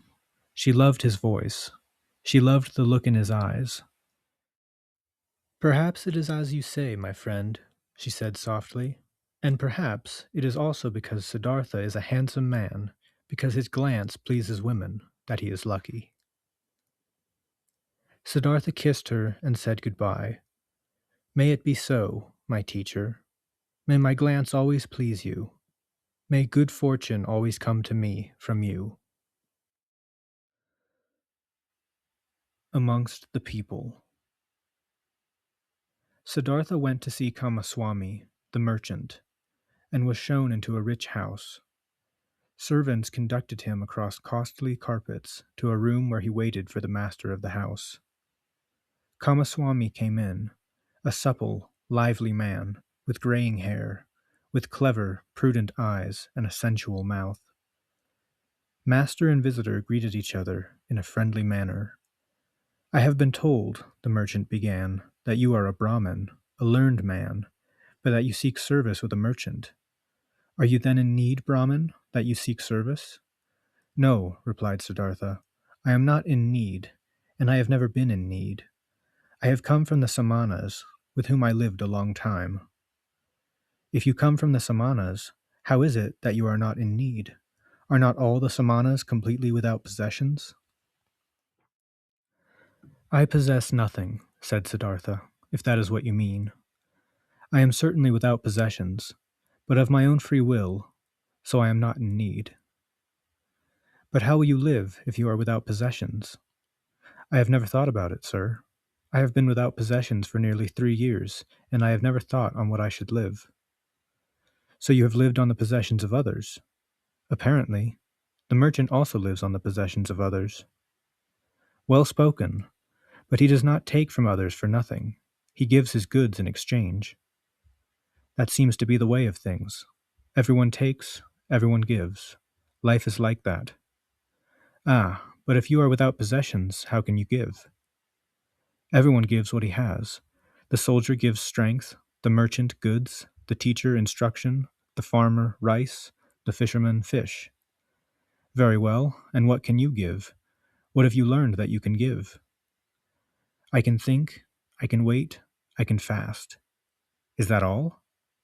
I think that is all. And of what use are they? For example, fasting. What good is that? It is of great value, sir. If a man has nothing to eat, fasting is the most intelligent thing he can do. If, for instance, Siddartha had not learned how to fast, he would have had to seek some kind of work today, either with you or elsewhere, for hunger would have driven him. But as it is, Siddartha can wait calmly. He is not impatient. He is not in need. He can ward off hunger for a long time and laugh at it. Therefore, fasting is useful, sir. You are right, Samana. Wait a moment. Kamaswami went out and returned with a roll, which he handed to his guest and inquired, "Can you read this?" Siddartha looked at the roll, on which a sales agreement was written, and began to read the contents. "Excellent," said Kamaswami. "And will you write something for me on this sheet?" He gave him a sheet and a pen, and Siddartha wrote something and returned the sheet. Kamaswami read, "Writing is good, thinking is better. Cleverness is good, patience is better." "You write very well," the merchant praised him. "We shall still have plenty to discuss, but today I invite you to be my guest and to live in my house." Siddartha thanked him and accepted. He now lived in the merchant's house. Clothes and shoes were brought to him, and a servant prepared him a bath daily. Splendid meals were served twice a day, but Siddartha only ate once a day, and neither ate meat nor drank wine. Kamaswami talked to him about his business, showed him goods and warehouses and accounts. Siddartha learned many new things. He heard much and said little. And remembering Kamala's words, he was never servile to the merchant, but compelled him to treat him as an equal, and even more than his equal. Kamaswami conducted his business with care and often with passion, but Siddartha regarded it all as a game, the rules of which he endeavored to learn well, but which did not stir his heart. He was not long in Kamaswami's house, when he was already taking a part in his master's business. Daily, however, at the hour she invited him, he visited the beautiful Kamala, in handsome clothes, in fine shoes, and soon he also brought her presents. He learned many things from her wise red lips. Her smooth, gentle hand taught him many things. He, who was still a boy as regards love, and was inclined to plunge to the depths of it blindly and insatiably, was taught by her that one cannot have pleasure without giving it, and that every gesture, every caress, every touch, every glance, every single part of the body has its secret, which can give pleasure to one who can understand. She taught him that lovers should not separate from each other after making love without admiring each other, without being conquered as well as conquering, so that no feeling of satiation or desolation arises, nor the horrid feeling of misusing or having been misused. He spent wonderful hours with the clever, beautiful courtesan, and became her pupil, her lover, her friend. Here, with Kamala, lay the value and meaning of his present life, not in Kamaswami's business. The merchant passed on to him the writing of important letters and orders, and grew accustomed to conferring with him about all important affairs. He soon saw that Siddartha understood little about rice and wool, shipping and trade, but that he had a happy knack, and surpassed the merchant in calmness and equanimity, and in the art of listening and making a good impression on strange people. "This Brahmin," he said to his friend, "is no real merchant, and will never be one.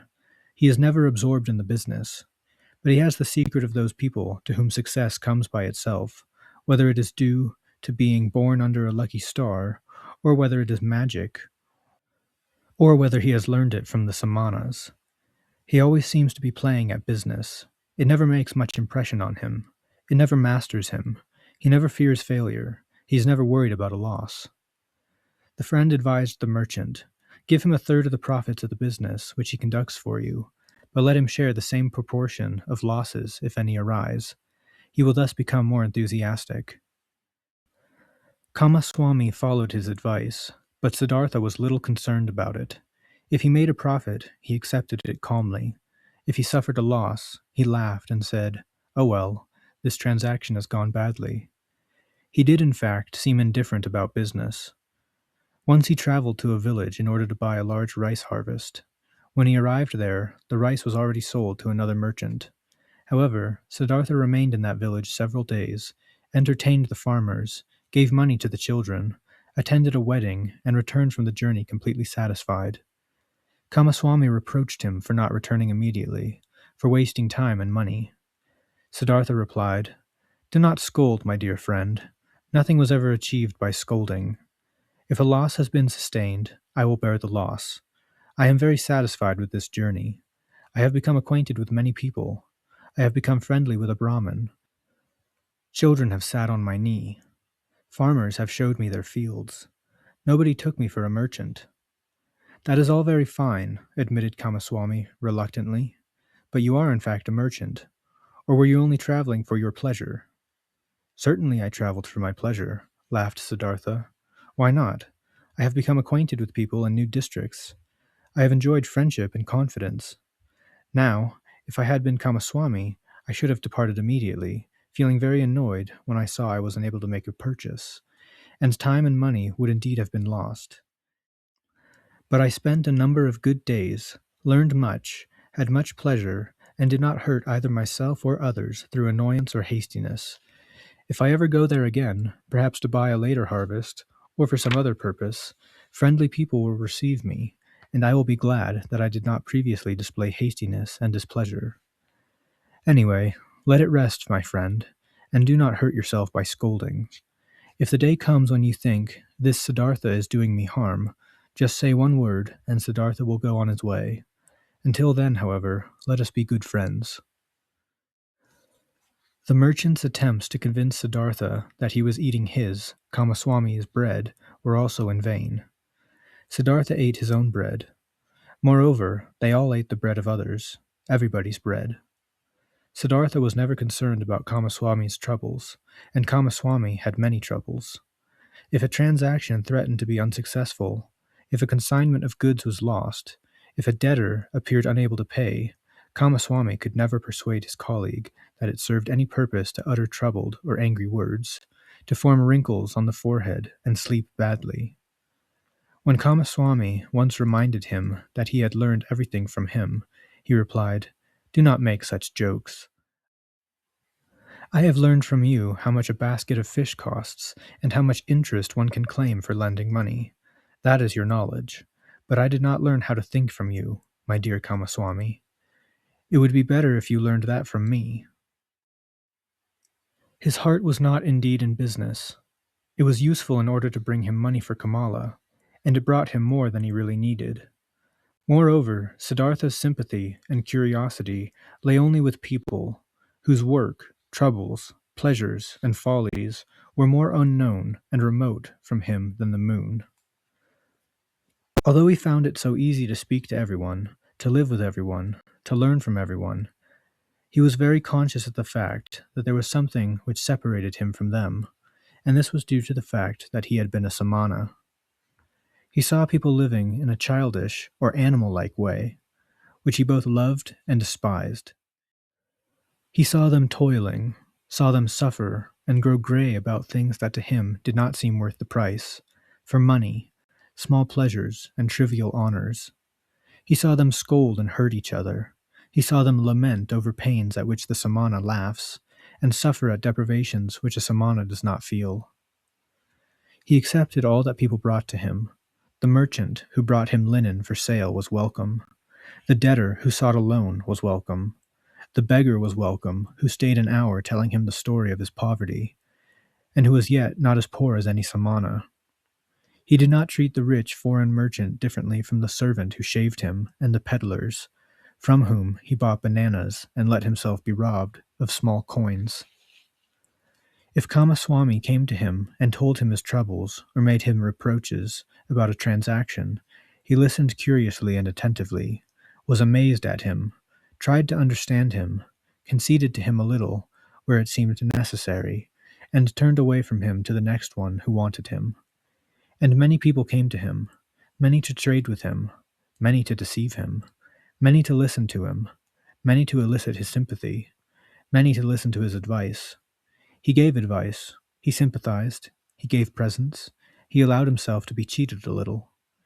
And he occupied his thoughts with all this game and the passion with which all men play it, as much as he had previously occupied his thoughts with the gods and Brahman. At times he heard within him a soft, gentle voice, which reminded him quietly, complained quietly, so that he could hardly hear it.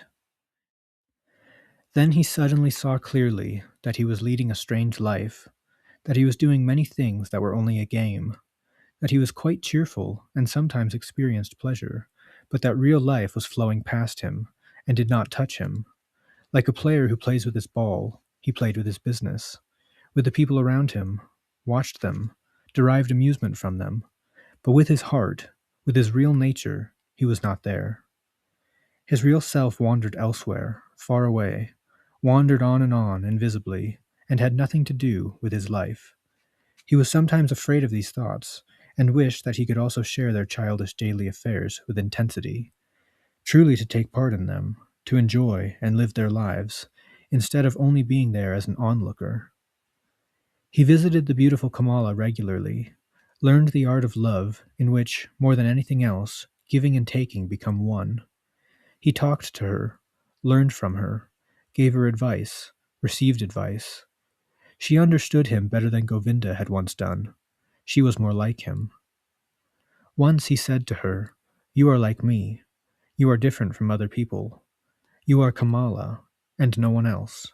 And within you there is a stillness and sanctuary to which you can retreat at any time and be yourself, just as I can. Few people have that capacity, and yet everyone could have it." "Not all people are clever," said Kamala. "It has nothing to do with that, Kamala," said Siddartha. "Kamaswami is just as clever as I am, and yet he has no sanctuary. Others have it who are only children in understanding. Most people, Kamala, are like a falling leaf that drifts and turns in the air, flutters, and falls to the ground. But a few others are like stars which travel one defined path. No wind reaches them. They have within themselves their guide and path. Among all the wise men, of whom I knew many, there was one who was perfect in this respect. I can never forget him. He is Gautama, the illustrious one, who preaches this gospel. Thousands of young men hear his teachings every day and follow his instructions every hour, but they are all falling leaves. They have not the wisdom and guide within themselves." Kamala looked at him and smiled. "You are talking about him again," she said. "Again you have samana thoughts." Siddartha was silent, and they played the game of love, one of the 30 or 40 different games which Kamala knew. Her body was as supple as a jaguar and a hunter's bow. Whoever learned about love from her learned many pleasures, many secrets. She played with Siddartha for a long time, repulsed him, overwhelmed him, conquered him, rejoiced at her mastery, until he was overcome and lay exhausted at her side. The courtesan bent over him and looked long at his face, into his eyes that had grown tired. "You are the best lover that I have had," she said thoughtfully. "You are stronger than others, more supple, more willing. You have learned my art well, Siddartha. Some day, when I am older, I will have a child by you. And yet, my dear, you have remained a samana. You do not really love me. You love nobody. Is that not true?" "Maybe," said Siddartha wearily. "I am like you.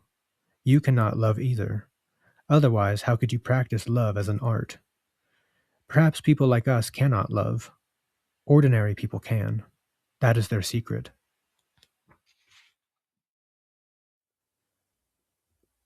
Samsara. For a long time, Siddartha had lived the life of the world without belonging to it. His senses, which he had deadened during his ardent samana years, were again awakened. He had tasted riches, passion, and power, but for a long time he remained a samana in his heart. Clever Kamala had recognized this. His life was always directed by the art of thinking, waiting, and fasting. The people of the world, the ordinary people, were still alien to him, just as he was apart from them. The years passed by. Enveloped by comfortable circumstances, Siddartha hardly noticed their passing. He had become rich. He had long possessed a house of his own and his own servants, and a garden at the outskirts of the town, by the river. People liked him. They came to him if they wanted money or advice. However, with the exception of Kamala, he had no close friends. That glorious, exalted awakening which he had once experienced in his youth, in the days after Gautama's preaching, after the parting from Govinda, that alert expectation, that pride of standing alone without teachers and doctrines, that eager readiness to hear the divine voice within his own heart, had gradually become a memory, had passed. The only fountainhead which had once been near, and which had once sung loudly within him, now murmured softly in the distance. However, many things which he had learned from the Samanas, which he had learned from Gautama, from his father, from the Brahmins, he still retained for a long time: a moderate life, pleasure in thinking, hours of meditation, secret knowledge of the self, of the eternal self, that was neither body nor consciousness. Many of these he had retained. Others were submerged and covered with dust. Just as the potter's wheel, once set in motion, still turns for a long time, and then turns only very slowly, and stops, so did the wheel of the ascetic, the wheel of thinking, the wheel of discrimination, still revolve for a long time in Siddartha's soul. It still revolved, but slowly and hesitatingly. And it had nearly come to a standstill. Slowly, like moisture entering the dying tree trunk, slowly filling and rotting it, so did the world and inertia creep into Siddartha's soul. It slowly filled his soul, made it heavy, made it tired, sent it to sleep. But on the other hand, his senses became more awakened.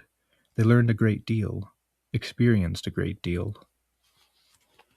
Siddartha had learned how to transact business affairs, to exercise power over people, to amuse himself with women. He had learned to wear fine clothes, to command servants, to bathe in sweet-smelling waters. He had learned to eat sweet and carefully prepared foods, also fish and meat and fowl, spices and dainties, and to drink wine, which made him lazy and forgetful. He had learned to play dice and chess, to watch dancers, to be carried in sedan chairs, to sleep on a soft bed. But he had always felt different from and superior to the others. He had always watched them a little scornfully, with a slightly mocking disdain, with that disdain which a samana always feels towards the people of the world. If Kamaswami was upset, if he felt that he had been insulted, or if he was troubled with his business affairs, Siddartha had always regarded him mockingly. But slowly and imperceptibly, with the passing of the seasons, his mockery and feeling of superiority diminished. Gradually, along with his growing riches, Siddartha himself acquired some of the characteristics of the ordinary people, some of their childishness, and some of their anxiety. And yet he envied them. The more he became like them, the more he envied them. He envied them the one thing that he lacked and that they had: the sense of importance with which they lived their lives, the depth of their pleasures and sorrows, the anxious but sweet happiness of their continual power to love. These people were always in love with themselves, with their children, with honor or money, with plans or hope. But these he did not learn from them, these childlike pleasures and follies. He only learned the unpleasant things from them which he despised. It happened more frequently that after a merry evening he lay late in bed the following morning and felt dull and tired. He would become annoyed and impatient when Kamaswami bored him with his worries. He would laugh too loudly when he lost at dice. His face was still more clever and intellectual than other people's, but he rarely laughed, and gradually his face assumed the expressions which are so often found among rich people, the expressions of discontent, of sickliness, of displeasure, of idleness, of lovelessness. Slowly the soul sickness of the rich crept over him. Like a veil, like a thin mist, a weariness settled on Siddartha, slowly, every day a little thicker, every month a little darker, every year a little heavier. As a new dress grows old with time, loses its bright color, become stained and creased, the hems frayed, and here and there weak and threadbare places. So had Siddartha's new life, which he had begun after his parting from Govinda, become old. In the same way, it lost its color and sheen with the passing of the years.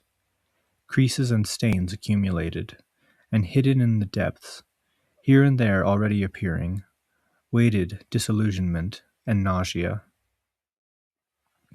Siddartha did not notice it. He only noticed that the bright and clear inward voice that had once awakened him and had always guided him in his finest hours had become silent. The world had caught him. Pleasure, covetousness, idleness, and finally also that vice that he had always despised and scorned as the most foolish, acquisitiveness. Property, possessions, and riches had also finally trapped him. They were no longer a game and a toy. They had become a chain and a burden. Siddartha wandered along a strange, twisted path of this last and most base declivity through the game of dice. Since the time he had stopped being a samana in his heart, Siddartha began to play dice for money and jewels with increasing fervor. A game in which he had previously, smilingly and indulgently taken part as a custom of the ordinary people. He was a formidable player. Few dared to play with him, for his stakes were so high and reckless. He played the game as a result of a heartfelt need. He derived a passionate pleasure through the gambling away and squandering of wretched money. In no other way could he show more clearly and mockingly his contempt for riches, the false deity of businessmen. So he staked high and unsparingly, hating himself, mocking himself. He won thousands. He threw thousands away, lost money, lost jewels, lost a country house, won again, lost again. He loved that anxiety, that terrible and oppressive anxiety which he experienced during the game of dice, during the suspense of high stakes. He loved this feeling, and continually sought to renew it, to increase it, to stimulate it. For in this feeling alone did he experience some kind of happiness, some kind of excitement, some heightened living in the midst of his satiated, tepid, insipid existence. And after every great loss, he devoted himself to the procurement of new riches, went eagerly after business, and pressed his debtors for payment, for he wanted to play again. He wanted to squander again. He wanted to show his contempt for riches again. Siddartha became impatient at losses. He lost his patience with slow-paying debtors. He was no longer kind-hearted to beggars. He no longer had the desire to give gifts and loans to the poor. He, who staked 10,000 on the throw of the dice and laughed, became more hard and mean in business, and sometimes dreamt of money at night. And whenever he awakened from this hateful spell, when he saw his face reflected in the mirror on the wall of his bedroom, grown older and uglier, whenever shame and nausea overtook him, he fled again, fled to a new game of chance, fled in confusion to passion, to wine, and from there, back again to the urge for acquiring and hoarding wealth. He wore himself out in this senseless cycle, became old and sick. Then a dream once reminded him. He had been with Kamala in the evening, in her lovely pleasure garden. They sat under a tree talking. Kamala was speaking seriously, and grief and weariness were concealed behind her words. She had asked him to tell her about Gautama, and could not hear enough about him. How clear his eyes were, how peaceful and beautiful his mouth, how gracious his smile, how peaceful his entire manner. For a long time he had to talk to her about the illustrious Buddha, and Kamala had sighed and said, "One day, perhaps soon, I will also become a follower of this Buddha. I will give him my pleasure garden and take refuge in his teachings." But then she enticed him, and in love play she clasped him to her with extreme fervor, fiercely and tearfully, as if she wanted once more to extract the last sweet drop from this fleeting pleasure.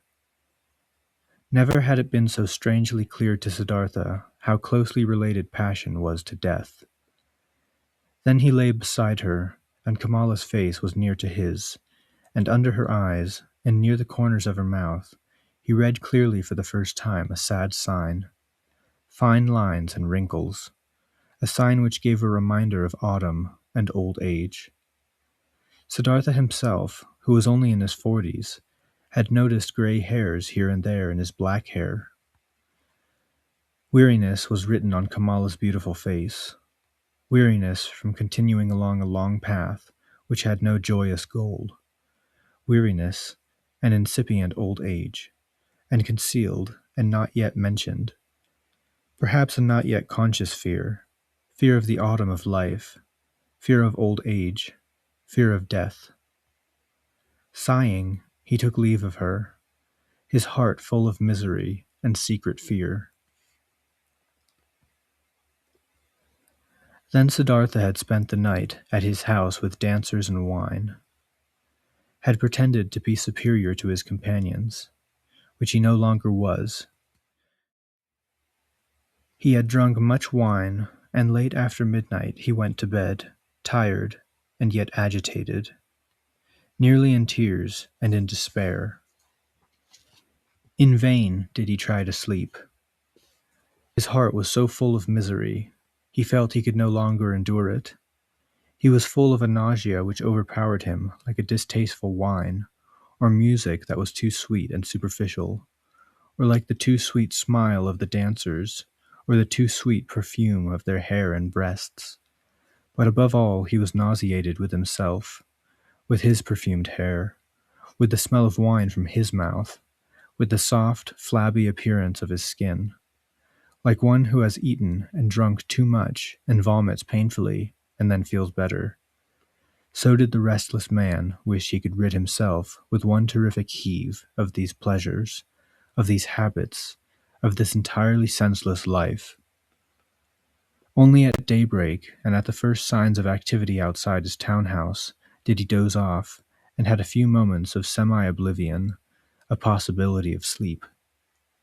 During that time, he had a dream. Kamala kept a small rare songbird in a small golden cage. It was about this bird that he dreamt. This bird, which usually sang in the morning, became mute, and as this surprised him, he went up to the cage and looked inside. The little bird was dead and lay stiff on the floor. He took it out, held it a moment in his hand, and then threw it away on the road. And at the same moment, he was horrified, and his heart ached, as if he had thrown away with this dead bird all that was good and of value in himself. Awakening from this dream, he was overwhelmed by a feeling of great sadness. It seemed to him that he had spent his life in a worthless and senseless manner. He retained nothing vital, nothing in any way precious or worthwhile. He stood alone, like a shipwrecked man on the shore. Sadly, Siddartha went to a pleasure garden that belonged to him, closed the gates, sat under a mango tree, and felt horror and death in his heart. He sat and felt himself dying, withering, finishing. Gradually, he collected his thoughts and mentally went through the whole of his life, from the earliest days which he could remember. When had he really been happy? When had he really experienced joy? Well, he had experienced this several times. He had tasted it in the days of his boyhood, when he had won praise from the Brahmins, when he far outstripped his contemporaries, when he excelled himself at the recitation of the holy verses, in argument with the learned men, when assisting at the sacrifices. Then he had felt in his heart, a path lies before you which you are called to follow. The gods await you. And again as a youth, when his continually soaring goal had propelled him in and out of the crowd of similar seekers, when he had striven hard to understand the Brahmin's teachings, when every freshly acquired knowledge only engendered a new thirst, then again, in the midst of his thirst, in the midst of his efforts, he had thought, onwards, onwards, this is your path. He had heard this voice when he had left his home and chosen the life of the samanas, and again when he had left the samanas and gone to the perfect one, and also when he had left him for the unknown. How long was it now since he had heard this voice, since he had soared to any heights? How flat and desolate his path had been! How many long years had he spent without any lofty goal, without any thirst, without any exaltation, content with small pleasures, and yet never really satisfied? Without knowing it, he had endeavored and longed all these years to be like all these other people, like these children, and yet his life had been much more wretched and poorer than theirs, for their aims were not his, not their sorrows his. This whole world of the Kamaswami people had only been a game to him, a dance, a comedy which one watches. Only Kamala was dear to him, had been of value to him, but was she still? Did he still need her? And did she still need him? Were they not playing a game without an end? Was it necessary to live for it? No. This game was called samsara, a game for children, a game which was perhaps enjoyable played once, twice, 10 times, but was it worth playing continually? Then Siddartha knew that the game was finished, that he could play it no longer. A shudder passed through his body. He felt as if something had died. He sat all that day under the mango tree, thinking of his father, thinking of Govinda, thinking of Gautama. Had he left all these in order to become a Kamaswami?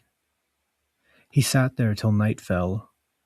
When he looked up and saw the stars, he thought, I am sitting here under my mango tree, in my pleasure garden. He smiled a little. Was it necessary? Was it right? Was it not a foolish thing that he should possess a mango tree and a garden? He had finished with that. That also died in him. He rose, said farewell to the mango tree and the pleasure garden. As he had not had any food that day, he felt extremely hungry, and thought of his house in the town, of his room and bed, of the table with food. He smiled wearily, shook his head, and said goodbye to these things. The same night, Siddartha left his garden and the town and never returned. For a long time, Kamaswami tried to find him, believing he had fallen into the hands of bandits. Kamala did not try to find him. She was not surprised when she learned that Siddartha had disappeared. Had she not always expected it? Was he not a samana, without a home, a pilgrim? She had felt it more than ever at their last meeting, and in the midst of her pain at her loss, she rejoiced that she had pressed him so close to her heart on that last occasion, had felt so completely possessed and mastered by him. When she heard the first news of Siddartha's disappearance, she went to the window where she kept a rare songbird in a golden cage. She opened the door of the cage, took the bird out, and let it fly away. For a long time, she looked after the disappearing bird. From that day, she received no more visitors, and kept her house closed. After a time, she found that she was with child as a result of her last meeting with Siddartha. By the river. Siddartha wandered into the forest, already far from the town, and knew only one thing, that he could not go back. That the life he had lived for many years was past, tasted and drained to a degree of nausea. The songbird was dead. Its death, which he had dreamt about, was the bird in his own heart. He was deeply entangled in samsara. He had drawn nausea and death to himself from all sides, like a sponge that absorbs water until it is full. He was full of ennui, full of misery, full of death. There was nothing left in the world that could attract him, that could give him pleasure and solace. He wished passionately for oblivion, to be at rest, to be dead. If only a flash of lightning would strike him, if only a tiger would come and eat him, if there were only some wine, some poison that would give him oblivion, that would make him forget, that would make him sleep and never awaken. Was there any kind of filth with which he had not besmirched himself, any sin and folly which he had not committed, any stain upon his soul for which he alone had not been responsible? Was it then still possible to live? Was it possible to take in breath again and again, to breathe out, to feel hunger, to eat again, to sleep again, to lie with women again? Was this cycle not exhausted and finished for him? Siddartha reached the river in the wood, the same river across which a ferryman had once taken him when he was still a young man and had come from Gautama's town. He stopped at this river and stood hesitatingly on the bank. Fatigue and hunger had weakened him. Why should he go any further? Where? And for what purpose? There was no more purpose. There was nothing more than a deep, painful longing to shake off this whole confused dream, to spit out this stale wine, to make an end of this bitter, painful life. There was a tree on the river bank, a coconut tree. Siddartha leaned against it, placed his arm around the trunk, and looked down into the green water which flowed beneath him. He looked down and was completely filled with the desire to let himself go and be submerged in the water. A chilly emptiness in the water reflected the terrible emptiness in his soul. Yes, he was at the end. There was nothing more for him but to efface himself, to destroy the unsuccessful structure of his life, to throw it away, mocked at by the gods. That was the deed which he longed to commit, to destroy the form which he hated. Might the fishes devour him, this dog of Siddartha, this madman, this corrupted and rotting body, this sluggish and misused soul.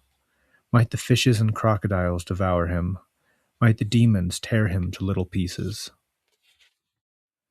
With a distorted countenance, he stared into the water.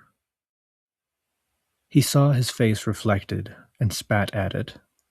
He took his arm away from the tree trunk and turned a little, so that he could fall headlong and finally go under.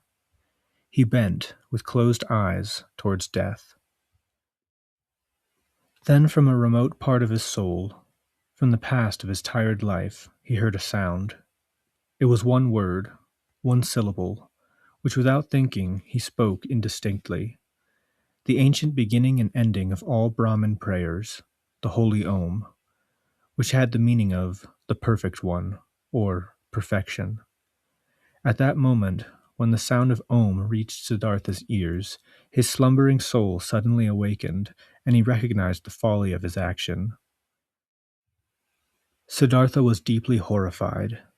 So that was what he had come to. He was so lost, so confused, so devoid of all reason, that he had sought death. This wish, this childish wish, had grown so strong within him, to find peace by destroying his body. All the torment of these recent times, all the disillusionment, all the despair had not affected him so much as it did the moment the Om reached his consciousness, and he recognized his wretchedness and his crime. Om, he pronounced inwardly, and he was conscious of Brahman, of the indestructibleness of life. He remembered all that he had forgotten, all that was divine. But it was only for a moment, a flash. Siddartha sank down at the foot of the coconut tree, overcome by fatigue. Murmuring Om, he laid his head on the tree roots and sank into a deep sleep. His sleep was deep and dreamless. He had not slept like that for a long time. When he awakened after many hours, it seemed to him as if 10 years had passed. He heard the soft rippling of the water. He did not know where he was, nor what had brought him there. He looked up and was surprised to see the trees and the sky above him. He remembered where he was and how he came to be there. He felt a desire to remain there for a long time. The past now seemed to him to be covered by a veil, extremely remote, very unimportant.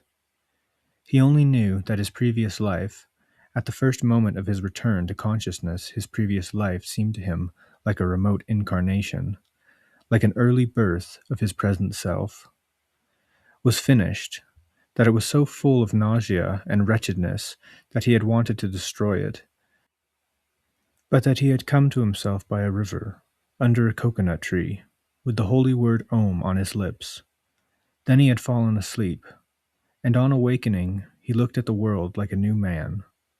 Softly he said the word Om to himself, over which he had fallen asleep, and it seemed to him as if his whole sleep had been a long deep pronouncing of Om, thinking of Om, an immersion and penetration into Om, into the nameless, into the divine.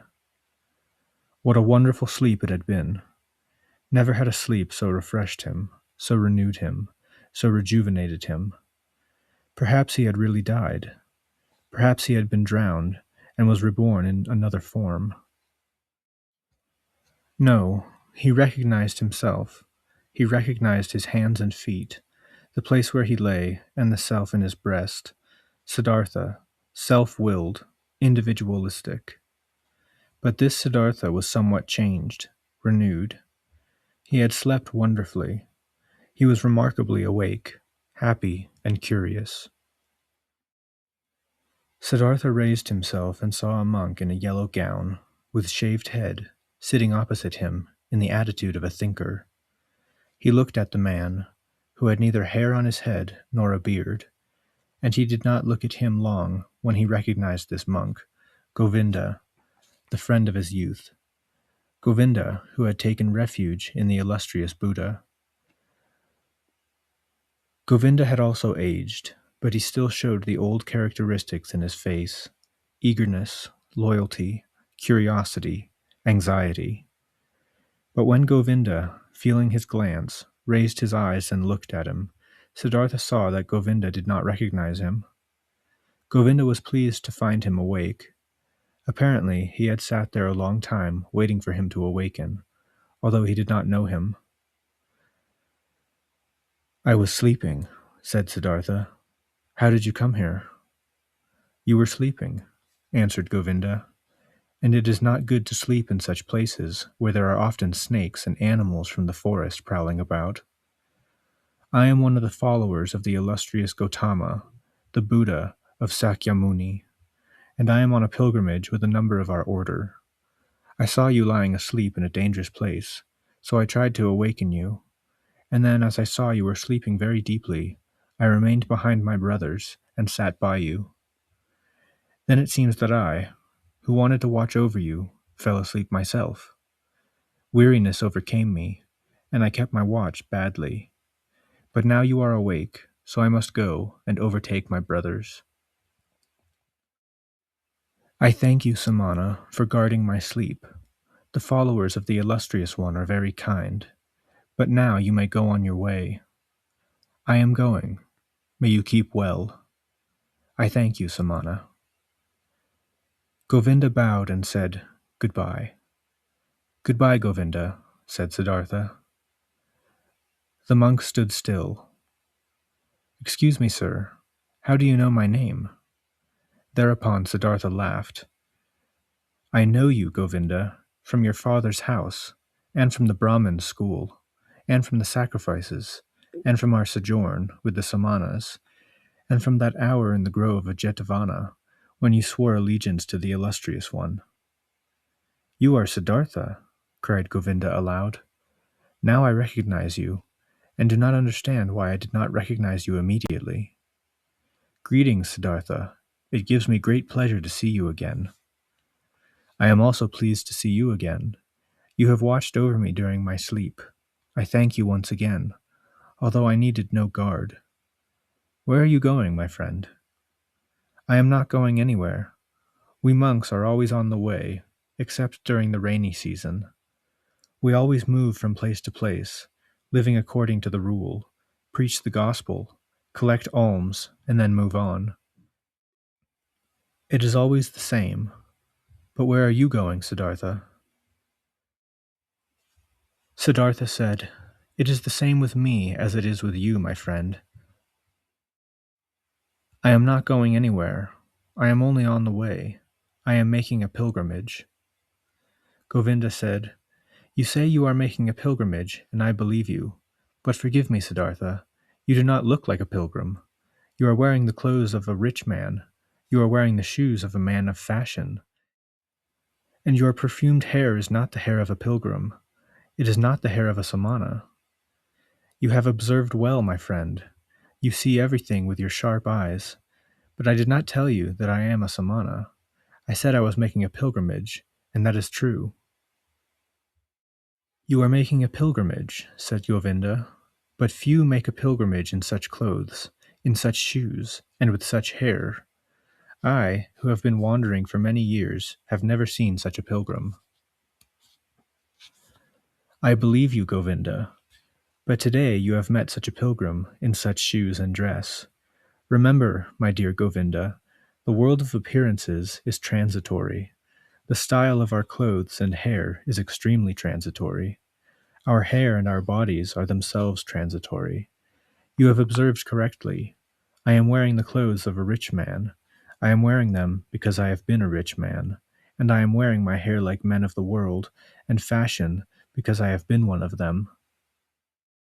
And what are you now, Siddartha? I do not know. I know as little as you. I am on the way. I was a rich man, but I am no longer, and what I will be tomorrow I do not know. Have you lost your riches? I have lost them, or they have lost me. I am not sure. The wheel of appearances revolves quickly, Govinda.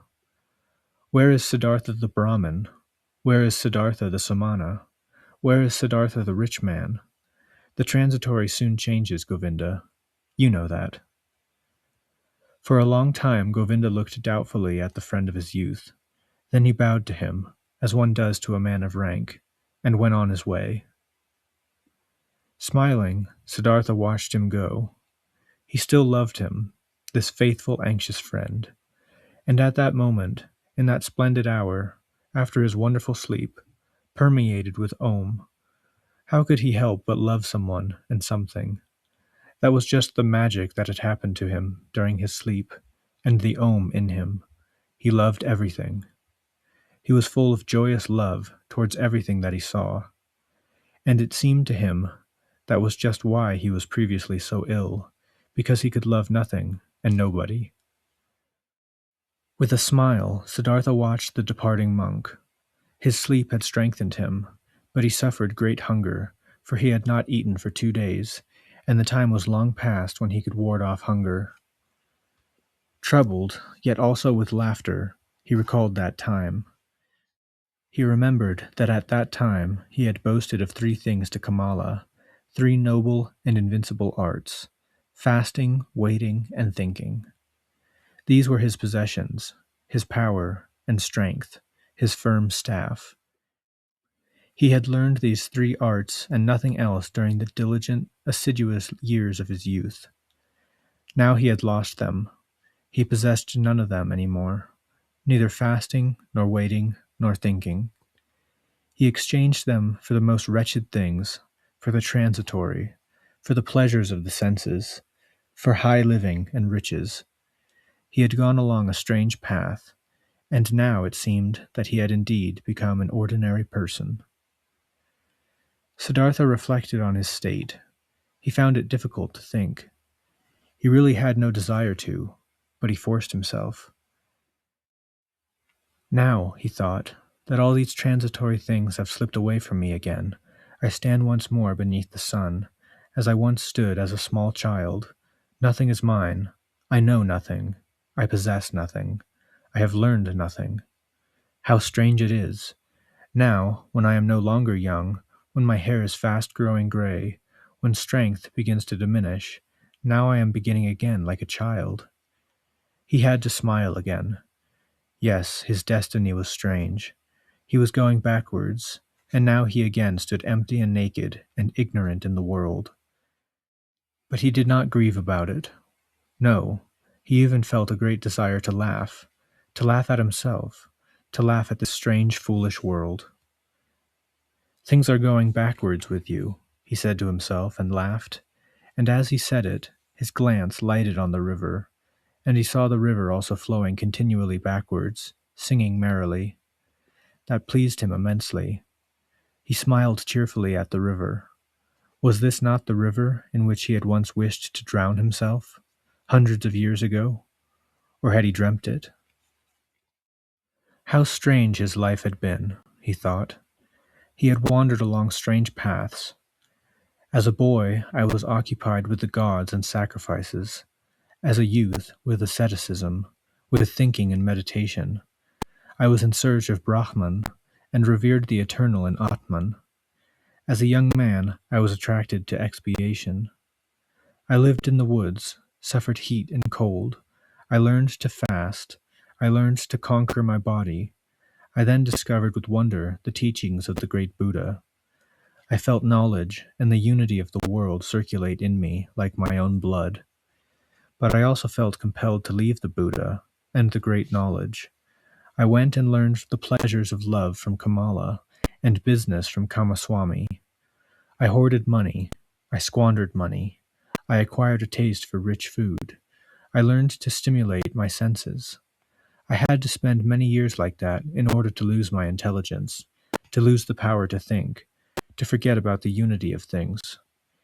Is it not true that slowly and through many deviations I changed from a man into a child, from a thinker into an ordinary person? And yet this path has been good, and the bird in my breast has not died. But what a path it has been!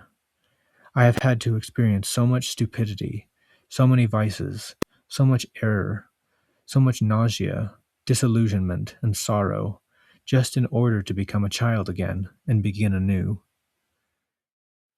But it was right that I should be so. My eyes and heart acclaim it.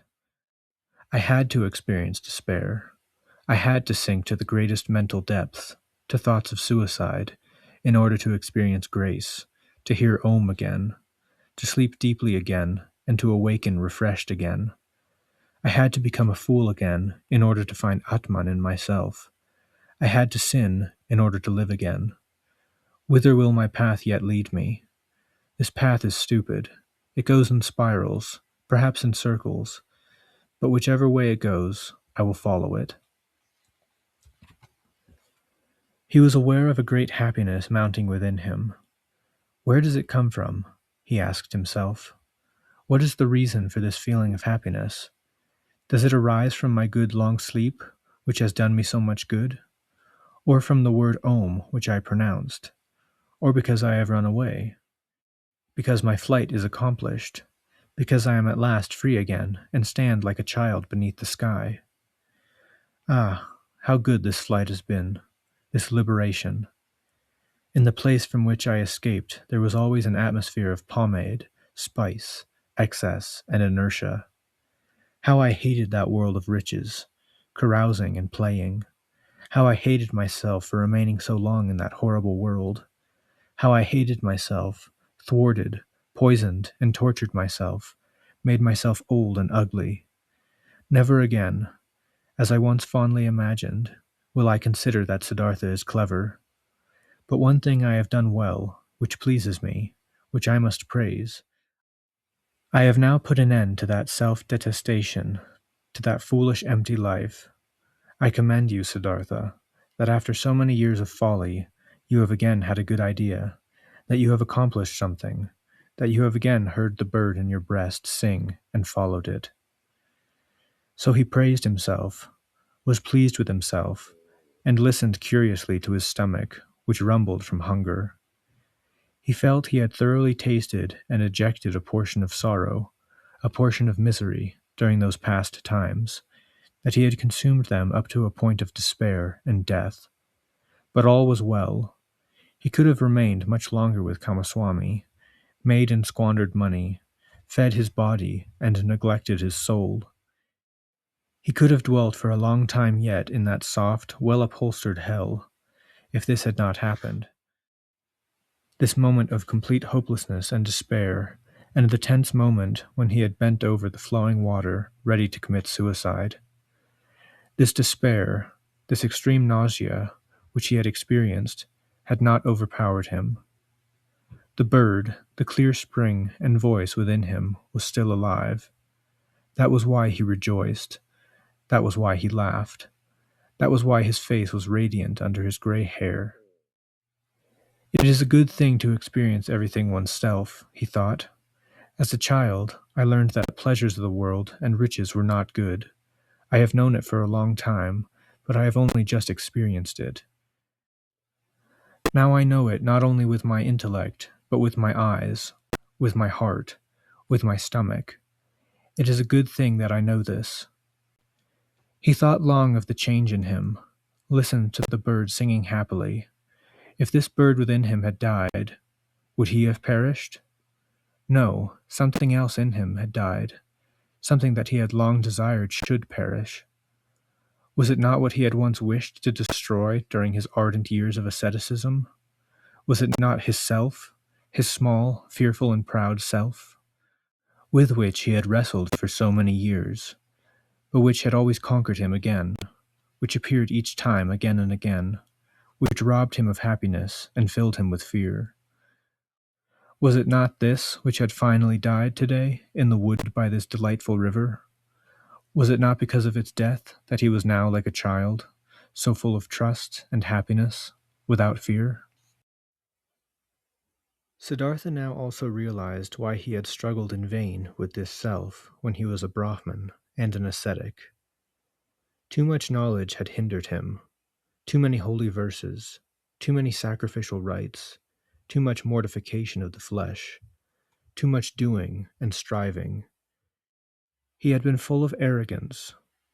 He had always been the cleverest, the most eager, always a step ahead of the others, always the learned and intellectual one, always the priest or the sage.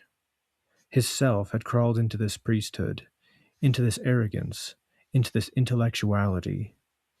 It sat there tightly and grew, while he thought he was destroying it by fasting and penitence. Now he understood it, and realized that the inward voice had been right, that no teacher could have brought him salvation.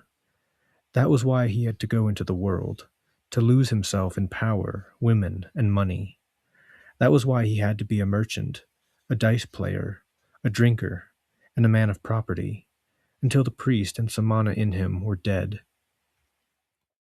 That was why he had to undergo those horrible years, suffer nausea, learn the lesson of the madness of an empty, futile life till the end, till he reached bitter despair, so that Siddartha, the pleasure-monger, and Siddartha, the man of property, could die. He had died, and a new Siddartha had awakened from his sleep. He also would grow old and die. Siddartha was transitory. All forms were transitory. But today he was young. He was a child, the new Siddartha, and he was very happy. These thoughts passed through his mind. Smiling, he listened to his stomach, listened thankfully to a humming bee. Happily he looked into the flowing river. Never had a river attracted him as much as this one. Never had he found the voice and appearance of flowing water so beautiful. It seemed to him as if the river had something special to tell him, something which he did not know, something which still awaited him. Siddartha had wanted to drown himself in this river. The old, tired, despairing Siddartha was today drowned in it. The new Siddartha felt a deep love for this flowing water, and decided that he would not leave it again so quickly. The Ferryman. I will remain by this river, thought Siddartha. It is the same river which I crossed on my way to the town. A friendly ferryman took me across. I will go to him. My path once led me from his hut to a new life, which is now old and dead. May my present path, my new life, start from there. He looked lovingly into the flowing water, into the transparent green, into the crystal lines of its wonderful design. He saw bright pearls rise from the depths, bubbles swimming on the mirror, sky blue reflected in them. The river looked at him with 1,000 eyes, green, white, crystal, sky blue. How he loved this river, how it enchanted him, how grateful he was to it. In his heart, he heard the newly awakened voice speak, and it said to him, "Love this river, stay by it, learn from it." Yes, he wanted to learn from it. He wanted to listen to it. It seemed to him that whoever understood this river and its secrets would understand much more. Many secrets, all secrets. But today he only saw one of the river's secrets, one that gripped his soul. He saw that the water continually flowed, and yet it was always there. It was always the same, and yet every moment it was new. Who could understand, conceive this? He did not understand it.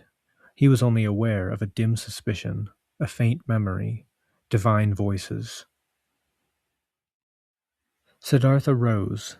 The pangs of hunger were becoming unbearable.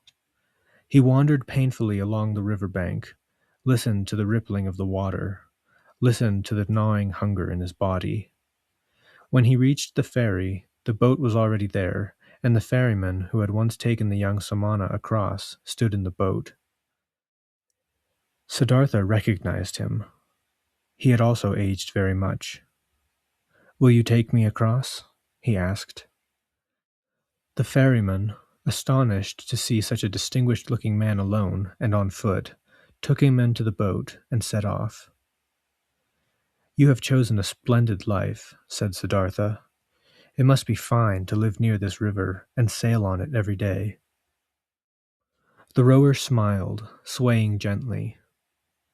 "It is fine, sir, as you say, but is not every life, every work fine?"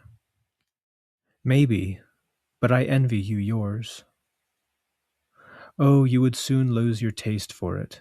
It is not for people in fine clothes." Siddartha laughed. "I have already been judged by my clothes today, and regarded with suspicion. Will you accept these clothes from me, which I find a nuisance? For I must tell you that I have no money to pay you for taking me across the river." "The gentleman is joking," laughed the ferryman. "I am not joking, my friend. You once previously took me across this river without payment, so please do it today also, and take my clothes instead." "And will the gentleman continue without clothes?" "I should prefer not to go further. I should prefer it if you would give me some old clothes and keep me here as your assistant, or rather your apprentice, for I must learn how to handle the boat." The ferryman looked keenly at the stranger for a long time. "I recognize you," he said finally. "You once slept in my hut. It is a long time ago, maybe more than 20 years ago. I took you across the river, and we parted good friends. Were you not a Samana? I cannot remember your name." "My name is Siddartha, and I was a Samana when you last saw me." "You are welcome, Siddartha. My name is Vasudeva. I hope you will be my guest today, and also sleep in my hut, and tell me where you have come from, and why you are so tired of your fine clothes." They had reached the middle of the river, and Vasudeva rowed more strongly because of the current. He rowed calmly, with strong arms, watching the end of the boat. Siddartha sat and watched him, and remembered how once, in those last Samana days, he had felt affection for this man. He gratefully accepted Vasudeva's invitation. When they reached the river bank, he helped him to secure the boat. Then Vasudeva led him into the hut, offered him bread and water, which Siddartha ate with enjoyment, as well as the mango fruit which Vasudeva offered him. Later, when the sun was beginning to set, they sat on a tree trunk by the river, and Siddartha told him about his origin and his life, and how he had seen him today after that hour of despair. The story lasted late into the night. Vasudeva listened with great attention. He heard all about his origin and childhood, about his studies, his seekings, his pleasures and needs. It was one of the ferryman's greatest virtues that, like few people, he knew how to listen. Without his saying a word, the speaker felt that Vasudeva took in every word, quietly, expectantly, that he missed nothing. He did not await anything with impatience, and gave neither praise nor blame. He only listened. Siddartha felt how wonderful it was to have such a listener, who could be absorbed in another person's life, his strivings, his sorrows. However, towards the end of Siddartha's story, when he told him about the tree by the river and his deep despair, about the holy Om, and how after his sleep he felt such a love for the river, the ferryman listened with doubled attention, completely absorbed, his eyes closed. When Siddartha had finished, and there was a long pause, Vasudeva said, "It is as I thought. The river has spoken to you. It is friendly towards you too. It speaks to you. That is good. Very good. Stay with me, Siddartha, my friend. I once had a wife. Her bed was at the side of mine, but she died long ago. I have lived alone for a long time. Come and live with me. There is room and food for both of us." "I thank you," said Siddartha. "I thank you and accept." "I also thank you, Vasudeva, for listening so well. There are few people who know how to listen, and I have not met anybody who can do so like you." "You will learn it," said Vasudeva, "but not from me.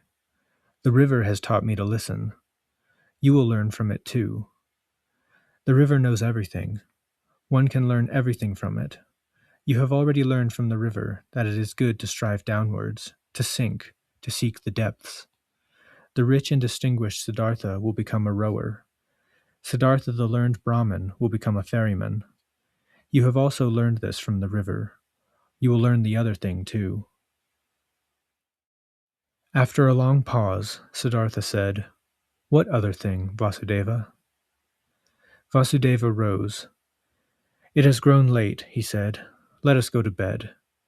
I cannot tell you what the other thing is, my friend. You will find out. Perhaps you already know.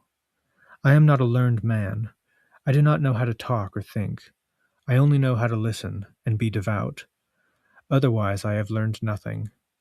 If I could talk and teach, I would perhaps be a teacher. But as it is, I am only a ferryman, and it is my task to take people across this river.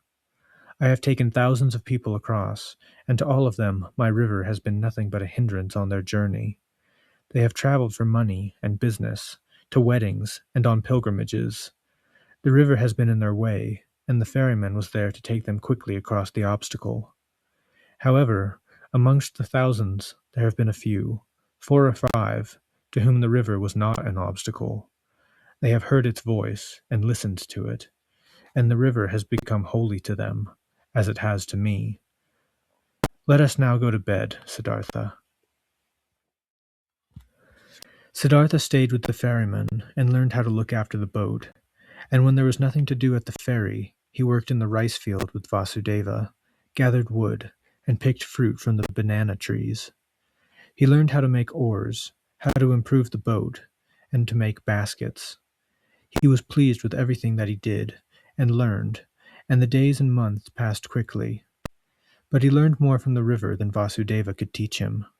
He learned from it continually. Above all, he learned from it how to listen with a still heart, with a waiting, open soul, without passion, without desire, without judgment, without opinions.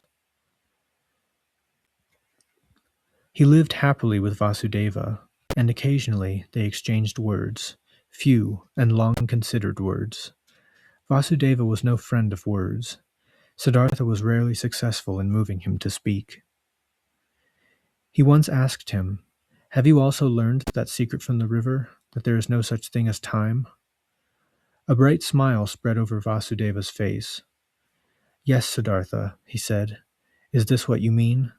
That the river is everywhere at the same time, at the source and at the mouth, at the waterfall, at the ferry, at the current, in the ocean and in the mountains, everywhere, and that the present only exists for it, not the shadow of the past, nor the shadow of the future. That is it, said Siddartha, and when I learned that, I reviewed my life, and it was also a river, and Siddartha the boy, Siddartha the mature man, and Siddartha the old man were only separated by shadows, not through reality. Siddartha's previous lives were also not in the past, and his death and his return to Brahma are not in the future. Nothing was, nothing will be. Everything has reality and presence. Siddartha spoke with delight. This discovery had made him very happy. Was then not all sorrow in time, all self-torment and fear in time? Were not all difficulties and evil in the world conquered as soon as one conquered time, as soon as one dispelled time? He had spoken with delight, but Vasudeva just smiled radiantly at him and nodded his agreement. He stroked Siddartha's shoulder and returned to his work. And once again, when the river swelled during the rainy season and roared loudly, Siddartha said, Is it not true, my friend, that the river has very many voices? Has it not the voice of a king, of a warrior, of a bull, of a night bird, of a pregnant woman and a sighing man, and 1,000 other voices? It is so, nodded Vasudeva. The voices of all living creatures are in its voice. And do you know, continued Siddartha, what word it pronounces when one is successful in hearing all its 10,000 voices at the same time? Vasudeva laughed joyously. He bent towards Siddartha and whispered the holy Om in his ear, and this was just what Siddartha had heard. As time went on, his smile began to resemble the ferryman's, was almost equally radiant, almost equally full of happiness, equally lighting up through 1,000 little wrinkles, equally childish, equally senile. Many travelers, when seeing both ferrymen together, took them for brothers. Often they sat together in the evening on the tree trunk by the river. They both listened silently to the water, which to them was not just water, but the voice of life, the voice of being, of perpetual becoming. And it sometimes happened that while listening to the river, they both thought the same thoughts, perhaps of a conversation of the previous day, or about one of the travelers whose fate and circumstances occupied their minds, or death, or their childhood. And when the river told them something good at the same moment, they looked at each other, both thinking the same thought, both happy at the same answer to the same question. Something emanated from the ferry, and from both ferrymen, that many of the travelers felt. It sometimes happened that a traveler, after looking at the face of one of the ferrymen, began to talk about his life and troubles, confessed sins, asked for comfort and advice. It sometimes happened that someone would ask permission to spend an evening with them in order to listen to the river. It also happened that curious people came along, who had been told that 2 wise men, magicians or holy men, lived at the ferry.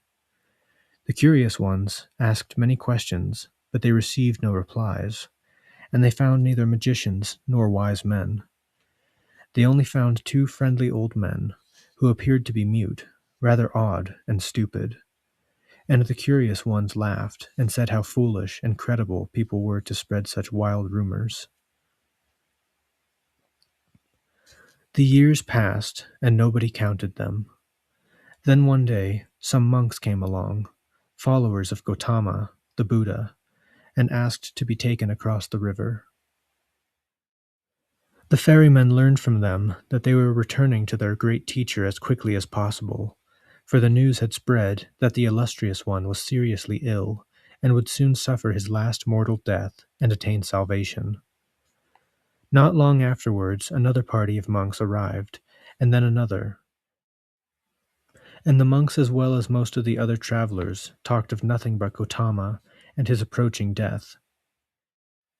And as people come from all sides to a military expedition or to the crowning of a king, so did they gather like swarms of bees, drawn together by a magnet, to go where the great Buddha was lying on his deathbed, where this great event was taking place, and where the savior of an age was passing into eternity.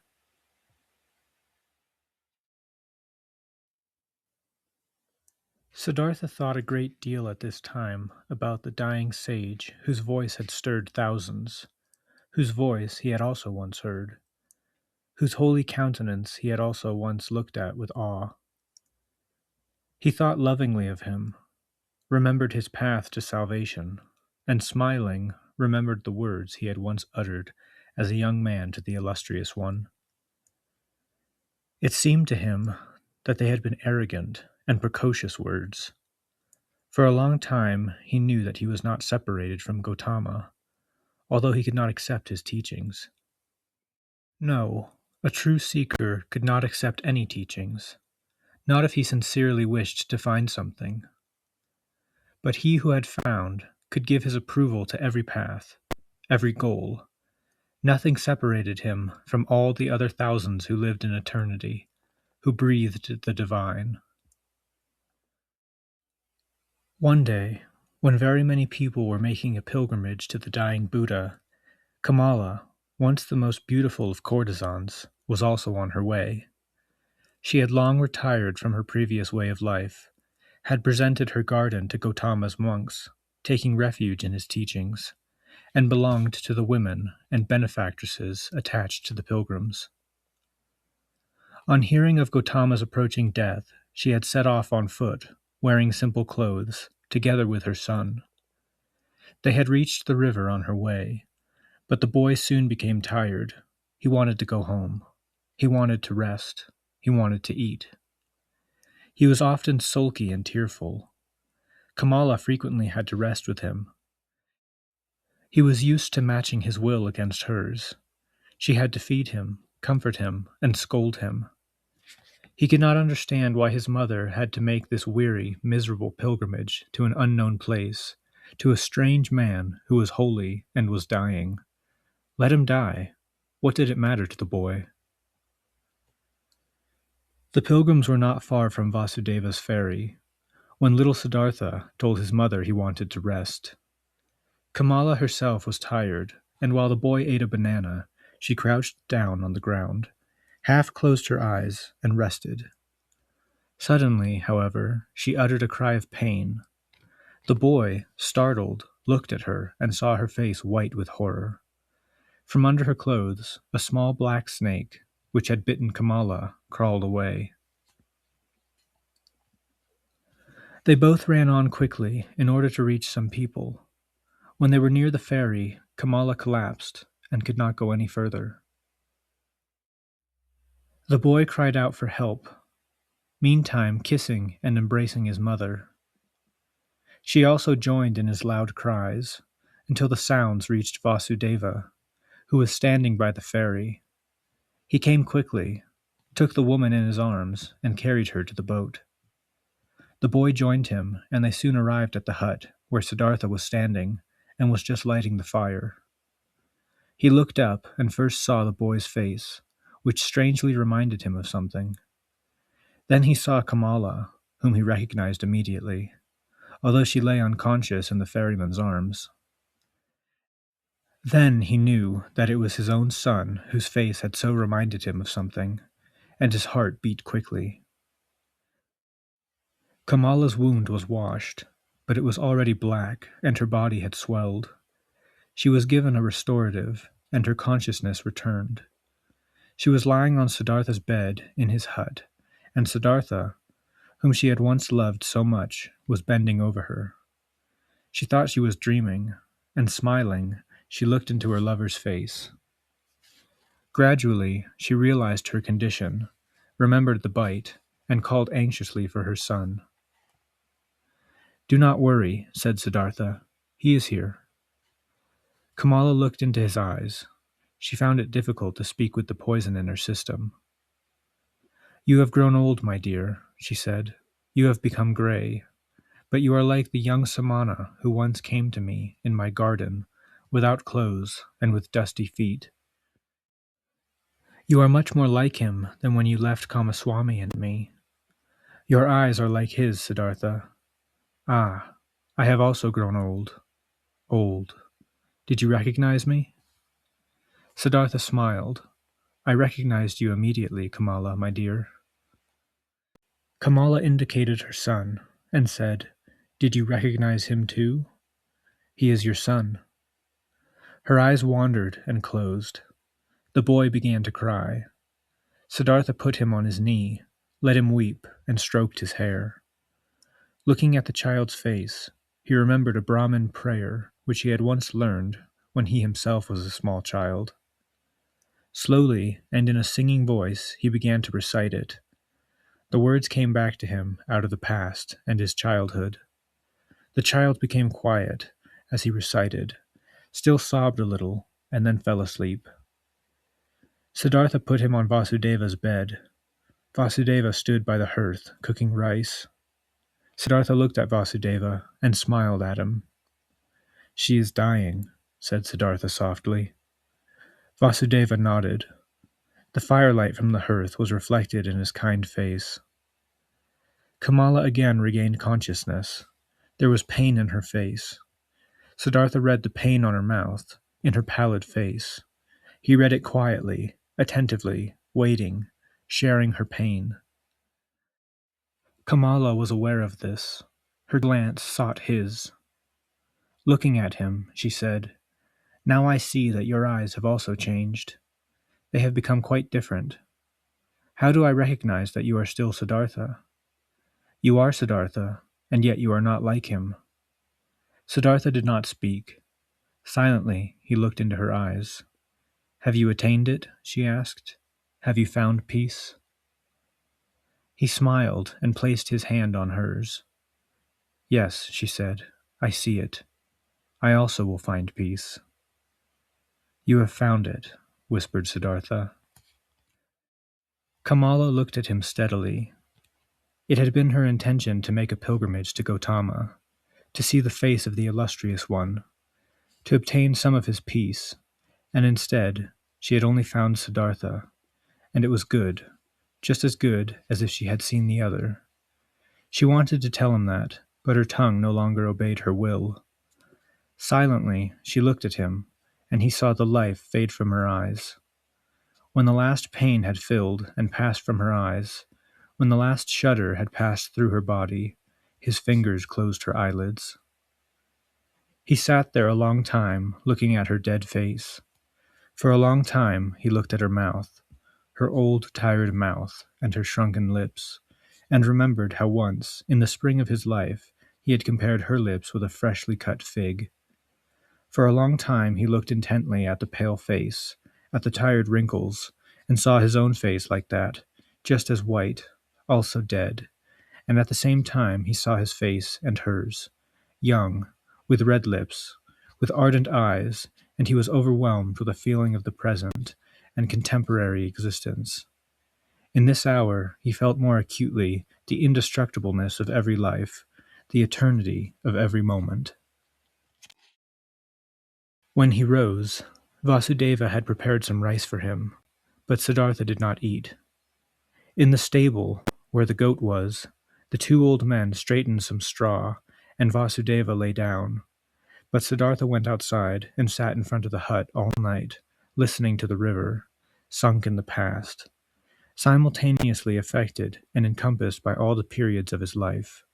From time to time, however, he rose, walked to the door of the hut, and listened to hear if the boy were sleeping. Early in the morning, before the sun was yet visible, Vasudeva came out of the stable and walked up to his friend. You have not slept, he said. No, Vasudeva. I sat here and listened to the river. It has told me a great deal. It has filled me with many great thoughts, with thoughts of unity. You have suffered, Siddartha, yet I see that sadness has not entered your heart. No, my dear friend. Why should I be sad? I, who was rich and happy, have become still richer and happier. My son has been given to me. I also welcome your son. But now, Siddartha, let us go to work. There is much to be done. Kamala died on the same bed where my wife died. We shall also build Kamala's funeral pyre on the same hill where I once built my wife's funeral pyre. While the boy still slept, they built the funeral pyre. The Son. Frightened and weeping, the boy had attended his mother's burial. Frightened and gloomy, he had listened to Siddartha greeting him as his son and making him welcome in Vasudeva's hut. For days on end, he sat with a pale face on the hill of the dead, looked away, locked his heart, fought, and strove against his fate. Siddartha treated him with consideration and left him alone, for he respected his grief. Siddartha understood that his son did not know him, that he could not love him as a father. Slowly, he also saw and realized that the 11-year-old child was a spoiled mother's boy and had been brought up in the habits of the rich, that he was accustomed to fine food and a soft bed, accustomed to commanding servants. Siddartha understood that the spoiled and grieving boy could not suddenly be content in a strange and poor place. He did not press him. He did a great deal for him, and always saved the best morsels for him. Slowly, by friendly patience, he hoped to win him over. He had considered himself rich and happy when the boy had come to him, but as time passed and the boy remained unfriendly and sulky, when he proved arrogant and defiant, when he would do no work, when he showed no respect to the old people and robbed Vasudeva's fruit trees, Siddartha began to realize that no happiness and peace had come to him with his son, only sorrow and trouble. But he loved him, and preferred the sorrow and trouble of his love rather than happiness and pleasure without the boy. Since young Siddartha was in the hut, the old men had shared the work. Vasudeva had taken over all the work at the ferry, and Siddartha, in order to be with his son, the work in the hut and the fields. For many months, Siddartha waited patiently in the hope that his son would come to understand him, that he would accept his love, and that he would perhaps return it. For many months, Vasudeva observed this, waited, and was silent. One day, when young Siddartha was distressing his father with his defiance and temper and had broken both rice bowls, Vasudeva took his friend aside in the evening and talked to him. "Forgive me," he said. "I am speaking to you as my friend. I can see that you are worried and unhappy. Your son, my dear friend, is troubling you, and also me. The young bird is accustomed to a different life, to a different nest. He did not run away from riches in the town with a feeling of nausea and disgust, as you did. He has had to leave all these things against his will. I have asked the river, my friend. I have asked it many times, and the river laughed. It laughed at me, and it laughed at you. It shook itself with laughter at our folly.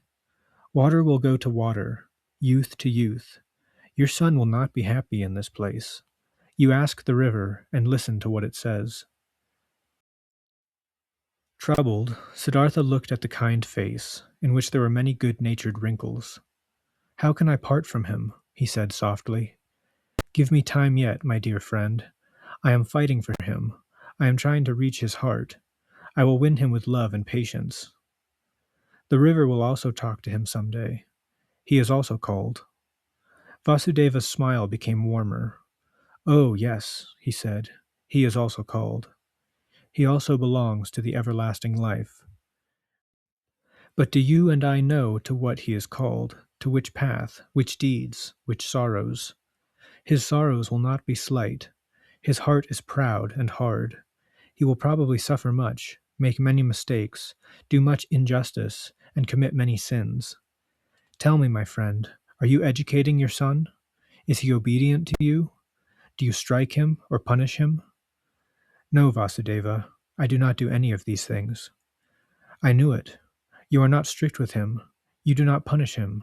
You do not command him, because you know that gentleness is stronger than severity, that water is stronger than rock, that love is stronger than force. Very good. I praise you. But is it not perhaps a mistake on your part not to be strict with him, not to punish him? Do you chain him with your love? Do you not shame him daily with your goodness and patience, and make it still more difficult for him? Do you not compel this arrogant, spoilt boy to live in a hut with two old banana eaters, to whom even rice is a dainty, whose thoughts cannot be the same as his, whose hearts are old and quiet, and beat differently from his? Is he not constrained and punished by all this? Siddartha looked at the ground in perplexity. What do you think I should do? He asked softly. Vasudeva said, Take him into the town. Take him to his mother's house. There will still be servants there. Take him to them. And if they are no longer there, take him to a teacher, not just for the sake of education, but so that he can meet other boys and girls and be in the world to which he belongs. Have you never thought about it? You can see into my heart, said Siddartha sadly. I have often thought about it. But how will he, who is so hard-headed, go on in this world? Will he not consider himself superior? Will he not lose himself in pleasure and power? Will he not repeat all his father's mistakes? Will he not perhaps be quite lost in samsara? The ferryman smiled again. He touched Siddartha's arm gently and said, Ask the river about it, my friend. Listen to it. Laugh about it. Do you then really think that you have committed your follies in order to spare your son them? Can you then protect your son from samsara? How? Through instruction? Through prayers? Through exhortation? My dear friend, have you forgotten that instructive story about Siddartha, the Brahmin's son, which you once told me here? Who protected Siddartha, the samana, from samsara, from sin, greed, and folly? Could his father's piety, his teacher's exhortations, his own knowledge, his own seeking protect him? Which father, which teacher could prevent him from living his own life, from soiling himself with life, from loading himself with sin, from swallowing the bitter drink himself, from finding his own path? Do you think, my dear friend, that anybody is spared this path? Perhaps your little son, because you would like to see him spared sorrow and pain and disillusionment. But if you were to die 10 times for him, you would not alter his destiny in the slightest. Never had Vasudeva talked so much. Siddartha thanked him in a friendly fashion, went troubled to his hut, but could not sleep. Vasudeva had not told him anything that he had not already thought and known himself. But stronger than his knowledge was his love for the boy, his devotion, his fear of losing him. Had he ever lost his heart to anybody so completely? Had he ever loved anybody so much, so blindly, so painfully, so hopelessly, and yet so happily? Siddartha could not take his friend's advice. He could not give up his son. He allowed the boy to command him, to be disrespectful to him. He was silent and waited. He began daily the mute battle of friendliness and patience. Vasudeva was also silent and waited, friendly, understanding, forbearing. They were both masters of patience.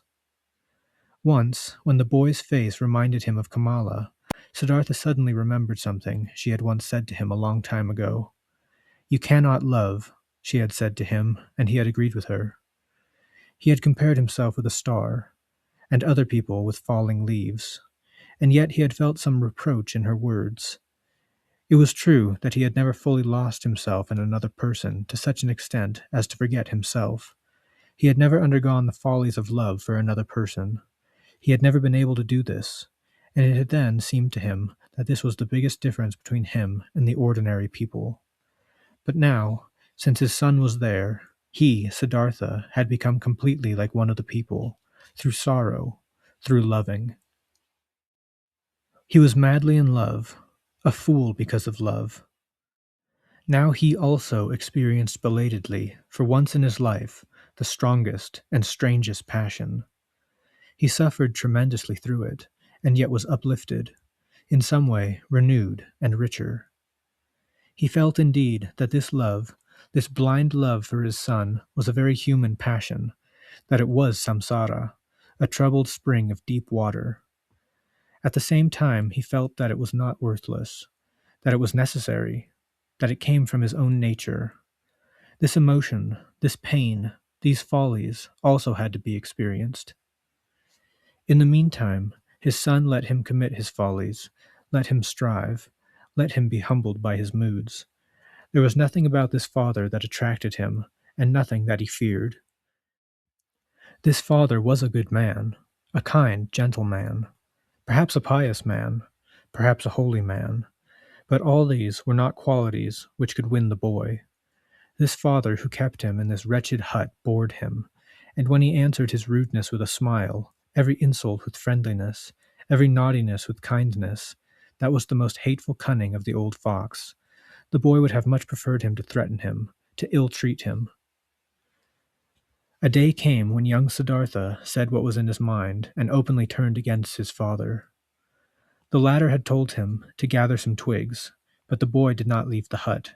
He stood there, defiant and angry, stamped on the ground, clenched his fists, and forcibly declared his hatred and contempt in his father's face. "Bring your own twigs," he shouted, foaming. "I am not your servant. I know that you do not beat me. You dare not.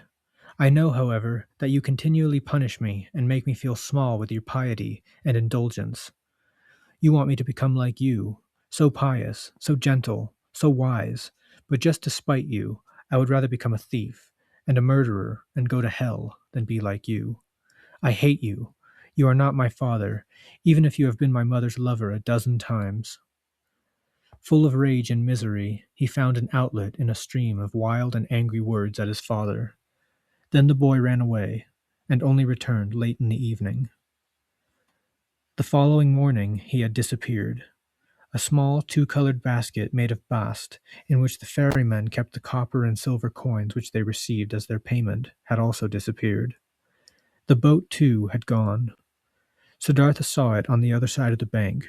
The boy had run away. "I must follow him," said Siddartha, who had been in great distress since the boy's hard words of the previous day. "A child cannot go through the forest alone. He will come to some harm. We must make a raft, Vasudeva, in order to cross the river." "We will make a raft," said Vasudeva, "in order to fetch our boat, which the boy took away. But let him go, my friend. He is not a child any more. He knows how to look after himself. He is seeking the way to the town, and he is right. Do not forget that. He is doing what you yourself have neglected to do. He is looking after himself. He is going his own way. Oh, Siddartha, I can see you are suffering pain over which one should laugh, over which you will soon laugh yourself." Siddartha did not reply. He already held the hatchet in his hands and began to build a raft from bamboo, and Vasudeva helped him to bind the cane together with grass rope. Then they sailed across, were driven far out, but directed the raft upstream to the other bank. "Why have you brought the hatchet with you?" asked Siddartha. Vasudeva said, "It is possible that the oar of our boat is lost." But Siddartha knew what his friend was thinking. Probably that the boy would have thrown the oar away, or broken it out of revenge, and to prevent their following him. And indeed, there was no longer an oar in the boat. Vasudeva indicated the bottom of the boat and smiled at his friend, as if to say, "Do you not see what your son wishes to say? Do you not see that he does not wish to be followed?" But he did not say it in words, and started to make a new oar. Siddartha took leave of him to look for the boy. Vasudeva did not hinder him. Siddartha had been in the forest a long time when the thought occurred to him that his search was useless. Either, he thought, the boy had long ago left the wood and reached the town, or, if he were still on the way, he would hide from the pursuer. And when he reflected further, he found that he was not troubled about his son, that inwardly he knew he had neither come to any harm, nor was threatened with danger in the forest. Nevertheless, he went on steadily, no longer to save him, but with a desire perhaps to see him again, and he walked up to the outskirts of the town. When he reached the wide road near the town, he stood still at the entrance to the beautiful pleasure garden that had once belonged to Kamala, where he had once seen her in a sedan chair for the first time. The past rose before his eyes. Once again he saw himself standing there, a young, bearded, naked Samana, his hair full of dust. Siddartha stood there a long time and looked through the open gate into the garden. He saw monks walking about under the beautiful trees. He stood there for a long time, thinking, seeing pictures, seeing the story of his life. He stood there a long time looking at the monks, saw in their place the young Siddartha and Kamala walking beneath the tall trees. Clearly he saw himself attended by Kamala and receiving her first kiss. He saw how he had arrogantly and contemptuously looked back on his Samana days, how he had proudly and eagerly begun his worldly life. He saw Kamaswami, the servants, the banquets, the dice players, the musicians. He saw Kamala's songbird in its cage. He lived it all over again, breathed samsara, was again old and tired, again felt nausea and the desire to die, again heard the holy Om. After he had stood for a long time at the gate to the garden, Siddartha realized that the desire that had driven him to this place was foolish, that he could not help his son, that he should not force himself on him. He felt a deep love for the runaway boy, like a wound, and yet felt, at the same time, that this wound was not intended to fester in him, but that it should heal. Because the wound did not heal during that hour, he was sad. In place of the goal which had brought him here, after his son, there was only emptiness. Sadly, he sat down. He felt something die in his heart. He saw no more happiness, no goal. He sat there depressed and waited. He had learned this from the river, to wait, to have patience, to listen. He sat and listened in the dusty road, listened to his heart, which beat wearily and sadly, and waited for a voice. He crouched there and listened for many hours, saw no more visions, sank into emptiness, and let himself sink without seeing a way out. And when he felt the wound smarting, he whispered the word Om, filled himself with Om. The monks in the garden saw him, and as he crouched there for many hours, and the dust collected on his gray hairs, one of the monks came towards him and placed 2 bananas in front of him. The old man did not see him. A hand touching his shoulder awakened him from his trance. He recognized this gentle, timid touch and recovered. He rose and greeted Vasudeva, who had followed him. When he saw Vasudeva's kind face, looked at his little laughter wrinkles, into his bright eyes, he smiled also. He now saw the bananas lying near him. He picked them up, gave one to the ferryman, and ate the other. Then he went back silently with Vasudeva through the wood again, back to the ferry. Neither spoke of what had happened, neither mentioned the boy's name, neither spoke of his flight, nor of the wound. Siddartha went to his bed in the hut, and when Vasudeva went to him after a time to offer him some coconut milk, he found him asleep. Om. The wound smarted for a long time. Siddartha took many travelers across the river who had a son or a daughter with them, and he could not see any of them without envying them, without thinking, so many people possess this very great happiness. Why not I? Even wicked people, thieves and robbers have children, love them and are loved by them, except me. So childishly and illogically did he now reason. So much had he become like the ordinary people. He now regarded people in a different light than he had previously. Not very clever, not very proud, and therefore all the more warm, curious, and sympathetic. When he now took the usual kind of travelers across, businessmen, soldiers, and women, they no longer seemed alien to him as they once had. He did not understand or share their thoughts and views, but he shared with them life's urges and desires. Although he had reached a high stage of self-discipline and bore his last wound well, He now felt as if these ordinary people were his brothers. Their vanities, desires, and trivialities no longer seemed absurd to him. They had become understandable, lovable, and even worthy of respect.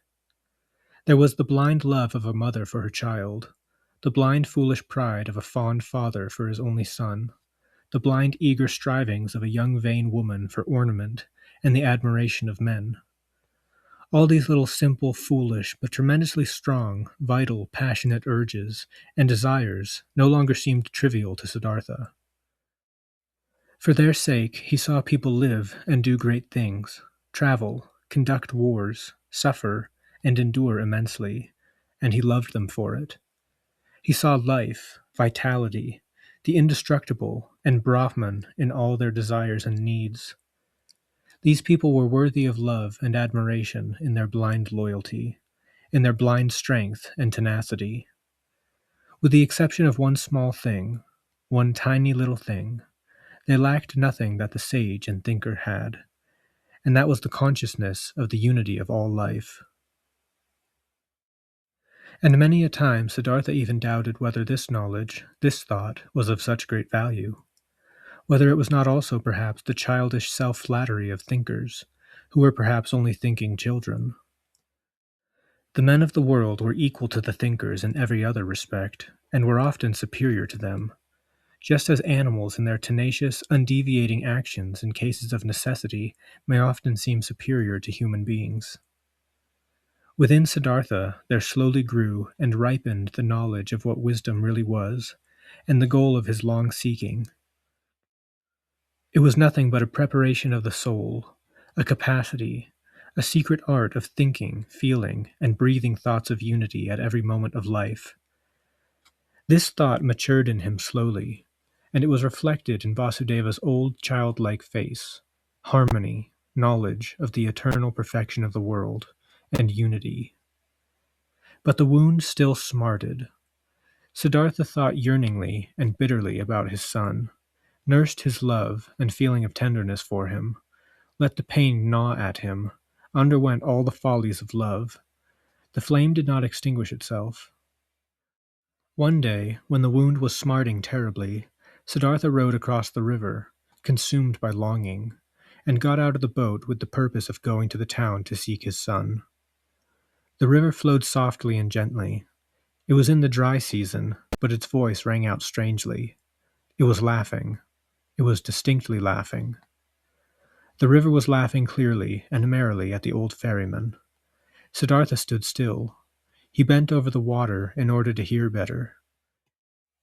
He saw his face reflected in the quietly moving water, and there was something in this reflection that reminded him of something he had forgotten, and when he reflected on it, he remembered.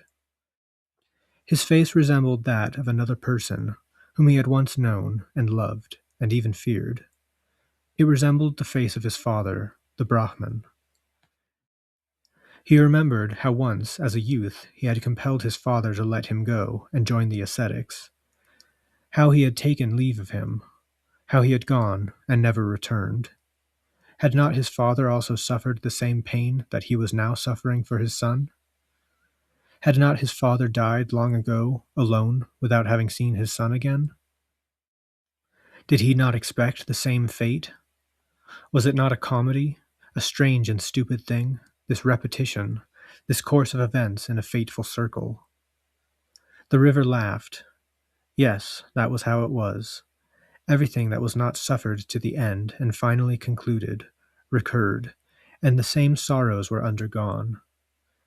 Siddartha climbed into the boat again and rowed back to the hut, thinking of his father, thinking of his son, laughed at by the river, in conflict with himself, verging on despair, and no less inclined to laugh aloud at himself and the whole world. The wound still smarted. He still rebelled against his fate. There was still no serenity and conquest of his suffering. Yet he was hopeful, and when he returned to the hut, he was filled with an unconquerable desire to confess to Vasudeva, to disclose everything, to tell everything to the man who knew the art of listening. Vasudeva sat in the hut weaving a basket. He no longer worked the ferryboat. His eyes were becoming weak. also his arms and hands, but unchanged and radiant were the happiness and the serene well-being in his face. Siddartha sat down beside the old man and slowly began to speak. He told him now what he had never mentioned before, how he had gone to the town that time, of his smarting wound, of his envy at the sight of happy fathers, of his knowledge of the folly of such things, of his hopeless struggle with himself. He mentioned everything. He could tell him everything, even the most painful things. He could disclose everything. He displayed his wound, told him of his flight that day, how he had rowed across the river with the object of wandering into the town, and how the river had laughed. As he went on speaking, and Vasudeva listened to him with a serene face, Siddartha was more keenly aware than ever of Vasudeva's attentiveness. He felt his troubles, his anxieties, and his secret hopes flow across to him, and then return again. Disclosing his wound to this listener was the same as bathing it in the river, until it became cool and one with the river. As he went on talking and confessing, Siddartha felt more and more that this was no longer Vasudeva, no longer a man who was listening to him. He felt that this motionless listener was absorbing his confession as a tree absorbs the rain, that this motionless man was the river itself, that he was God himself, that he was eternity itself. As Siddartha stopped thinking about himself and his wound, this recognition of the change in Vasudeva possessed him, and the more he realized it, the less strange did he find it. The more did he realize that everything was natural and in order, that Vasudeva had long ago almost always been like that, only he did not quite recognize it. Indeed, he himself was hardly different from him. He felt that he now regarded Vasudeva as the people regarded the gods, and that this could not last. Inwardly, he began to take leave of Vasudeva. In the meantime, he went on talking. When he had finished talking, Vasudeva directed his somewhat weakened glance at him. He did not speak, but his face silently radiated love and serenity, understanding and knowledge. He took Siddartha's hand, led him to the seat on the river bank, sat down beside him, and smiled at the river. "You have heard it laugh," he said, "but you have not heard everything. Let us listen. You will hear more." They listened. The many-voiced song of the river echoed softly. Siddartha looked into the river and saw many pictures in the flowing water. He saw his father, lonely, mourning for his son. He saw himself, lonely, also with the bonds of longing for his faraway son. He saw his son, also lonely, the boy eagerly advancing along the burning path of his life's desires, each one concentrating on his goal, each one obsessed by his goal, each one suffering. The river's voice was sorrowful. It sang with yearning and sadness, flowing towards its goal. "Do you hear?" asked Vasudeva's mute glance. Siddartha nodded. "Listen better," whispered Vasudeva. Siddartha tried to listen better. The picture of his father, his own picture, and the picture of his son all flowed into each other. Kamala's picture also appeared and flowed on, and the picture of Govinda and others emerged and passed on. They all became part of the river. It was the goal of all of them, yearning, desiring, suffering. And the river's voice was full of longing, full of smarting woe, full of insatiable desire. The river flowed on towards its goal. Siddartha saw the river hasten, made up of himself and his relatives and all the people he had ever seen. All the waves and water hastened, suffering, towards goals, many goals, to the waterfall, to the sea, to the current, to the ocean, and all goals were reached, and each one was succeeded by another. The water changed to vapor, and rose, became rain, and came down again, became spring, brook, and river, changed anew, flowed anew. But the yearning voice had altered. It still echoed sorrowfully, searchingly, but other voices accompanied it, voices of pleasure and sorrow, good and evil voices, laughing and lamenting voices, hundreds of voices, thousands of voices. Siddartha listened. He was now listening intently, completely absorbed, quite empty, taking in everything. He felt that he had now completely learned the art of listening. He had often heard all this before, all these numerous voices in the river, but today they sounded different. He could no longer distinguish the different voices, the merry voice from the weeping voice, the childish voice from the manly voice. They all belonged to each other. The lament of those who yearn, the laughter of the wise, the cry of indignation, and the groan of the dying. They were all interwoven and interlocked, entwined in 1,000 ways, and all the voices, all the goals, all the yearnings, all the sorrows, all the pleasures, all the good and evil, all of them together was the world. All of them together was the stream of events, the music of life. When Siddartha listened attentively to this river, to this song of 1,000 voices, when he did not listen to the sorrow or laughter, when he did not bind his soul to any one particular voice and absorb it in his self, but heard them all, the whole, the unity, then the great song of 1,000 voices consisted of one word, Om, perfection. Do you hear? Asked Vasudeva's glance once again. Vasudeva's smile was radiant.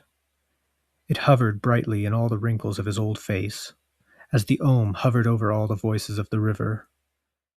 His smile was radiant as he looked at his friend, and now the same smile appeared on Siddartha's face. His wound was healing. His pain was dispersing. His self had merged into unity. From that hour, Siddartha ceased to fight against his destiny. There shone in his face the serenity of knowledge, of one who is no longer confronted with conflict of desires, who has found salvation, who is in harmony with the stream of events, with the stream of life, full of sympathy and compassion, surrendering himself to the stream, belonging to the unity of all things. As Vasudeva rose from the seat on the river bank, when he looked into Siddartha's eyes and saw the serenity of knowledge shining in them, he touched his shoulder gently in his kind, protective way and said, I have waited for this hour, my friend. Now that it has arrived, let me go. I have been Vasudeva, the ferryman, for a long time. Now it is over. Farewell, hut. Farewell, river. Farewell, Siddartha. Siddartha bowed low before the departing man. I knew it, he said softly. Are you going into the woods? Yes, I am going into the woods. I am going into the unity of all things, said Vasudeva, radiant. And so he went away. Siddartha watched him. With great joy and gravity he watched him, saw his steps full of peace, his face glowing, his form full of light. Govinda.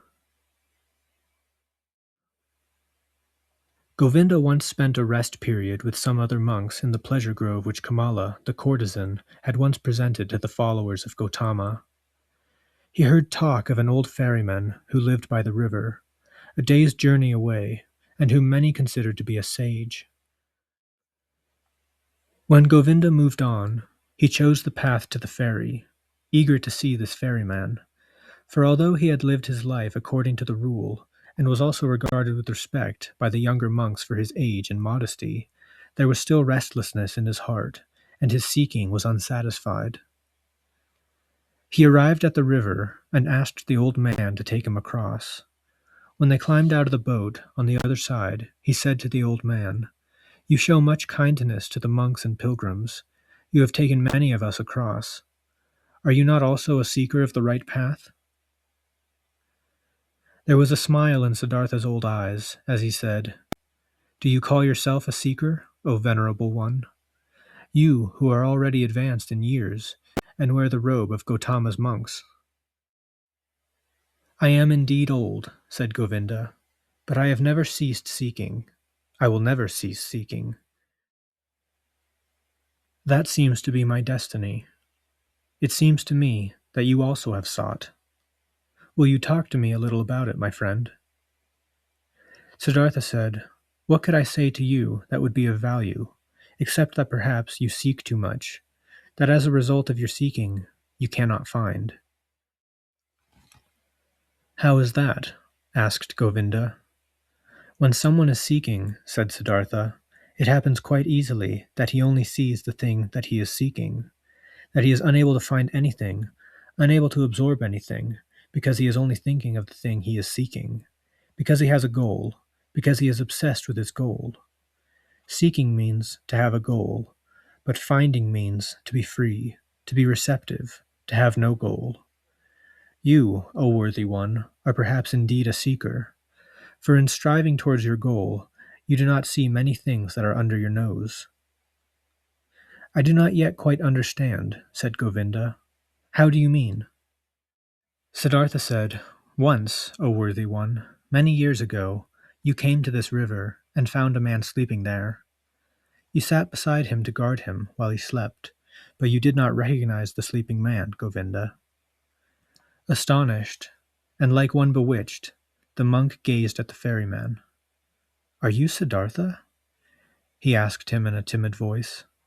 I did not recognize you this time, too. I am very pleased to see you again, Siddartha. Very pleased. You have changed very much, my friend. And have you become a ferryman now? Siddartha laughed warmly. Yes, I have become a ferryman. Many people have to change a great deal and wear all sorts of clothes. I am one of those, my friend. You are very welcome, Govinda, and I invite you to stay the night in my hut. Govinda stayed the night in the hut and slept in the bed that had once been Vasudeva's. He asked the friend of his youth many questions, and Siddartha had a great deal to tell him about his life. When it was time for Govinda to depart the following morning, he said with some hesitation, Before I go on my way, Siddartha, I should like to ask you one more question. Have you a doctrine, belief, or knowledge which you uphold, which helps you to live and do right? Siddartha said, You know, my friend, that even as a young man, when we lived with the ascetics in the forest, I came to distrust doctrines and teachers, and to turn my back on them. I am still of the same turn of mind, although I have, since that time, had many teachers. A beautiful courtesan was my teacher for a long time, and a rich merchant, and a dice player. On one occasion, one of the Buddha's wandering monks was my teacher. He halted in his pilgrimage to sit beside me when I fell asleep in the forest. I also learned something from him, and I am grateful to him, very grateful. But most of all, I have learned from this river, and from my predecessor, Vasudeva. He was a simple man. He was not a thinker, but he realized the essential as well as Gautama. He was a holy man, a saint. Govinda said, It seems to me, Siddartha, that you still like to jest a little. I believe you, and know that you have not followed any teacher. But have you not yourself, if not a doctrine, certain thoughts? Have you not discovered certain knowledge yourself that has helped you to live? It would give me great pleasure if you would tell me something about this. Siddartha said, Yes, I have had thoughts and knowledge here and there. Sometimes for an hour or for a day, I have become aware of knowledge, just as one feels life in one's heart. I have had many thoughts, but it would be difficult for me to tell you about them. But this is one thought that has impressed me, Govinda. Wisdom is not communicable. The wisdom which a wise man tries to communicate always sounds foolish. Are you jesting? Asked Govinda. No, I am telling you what I have discovered. Knowledge can be communicated, but not wisdom. One can find it, live it, be fortified by it, do wonders through it, but one cannot communicate and teach it. I suspected this when I was still a youth, and it was this that drove me away from teachers. There is one thought I have had, Govinda, which you will again think is a jest or folly. That is, in every truth, the opposite is equally true. For example, a truth can only be expressed and enveloped in words if it is one-sided. Everything that is thought and expressed in words is one-sided, only half the truth. It all lacks totality, completeness, unity. When the illustrious Buddha taught about the world, he had to divide it into samsara and nirvana, into illusion and truth, into suffering and salvation. One cannot do otherwise. There is no other method for those who teach. But the world itself, being in and around us, is never one-sided. Never is a man or a deed wholly samsara or wholly nirvana. Never is a man wholly a saint or a sinner. This only seems so because we suffer the illusion that time is something real. Time is not real, Govinda. I have realized this repeatedly. And if time is not real, then the dividing line that seems to lie between this world and eternity, between suffering and bliss, between good and evil, is also an illusion. How is that? Asked Govinda, puzzled. Listen, my friend. I am a sinner, and you are a sinner. But someday the sinner will be Brahma again, will someday attain nirvana, will someday become a Buddha. Now this someday is illusion. It is only a comparison. The sinner is not on the way to a Buddha-like state. He is not evolving, although our thinking cannot conceive things otherwise. No, the potential Buddha already exists in the sinner. His future is already there. The potential hidden Buddha must be recognized in him, in you, in everybody. The world, Govinda, is not imperfect or slowly evolving along a long path to perfection. No, it is perfect at every moment. Every sin already carries grace within it. All small children are potential old men. All sucklings have death within them. All dying people, eternal life. It is not possible for one person to see how far another is on the way. The Buddha exists in the robber and dice player. The robber exists in the Brahman. During deep meditation, it is possible to dispel time, to see simultaneously all the past, present, and future. And then everything is good. Everything is perfect. Everything is Brahman. Therefore, it seems to me that everything that exists is good, death as well as life, sin as well as holiness, wisdom as well as folly. Everything is necessary. Everything needs only my agreement, my assent, my loving understanding. Then all is well with me, and nothing can harm me. I learned through my body and soul that it was necessary for me to sin, that I needed lust, that I had to strive for property and experience nausea at the depths of despair in order to learn not to resist them, in order to learn to love the world, and no longer compare it with some kind of desired imaginary world, some imaginary vision of perfection, but to leave it as it is, to love it and be glad to belong to it. These, Govinda, are some of the thoughts that are in my mind.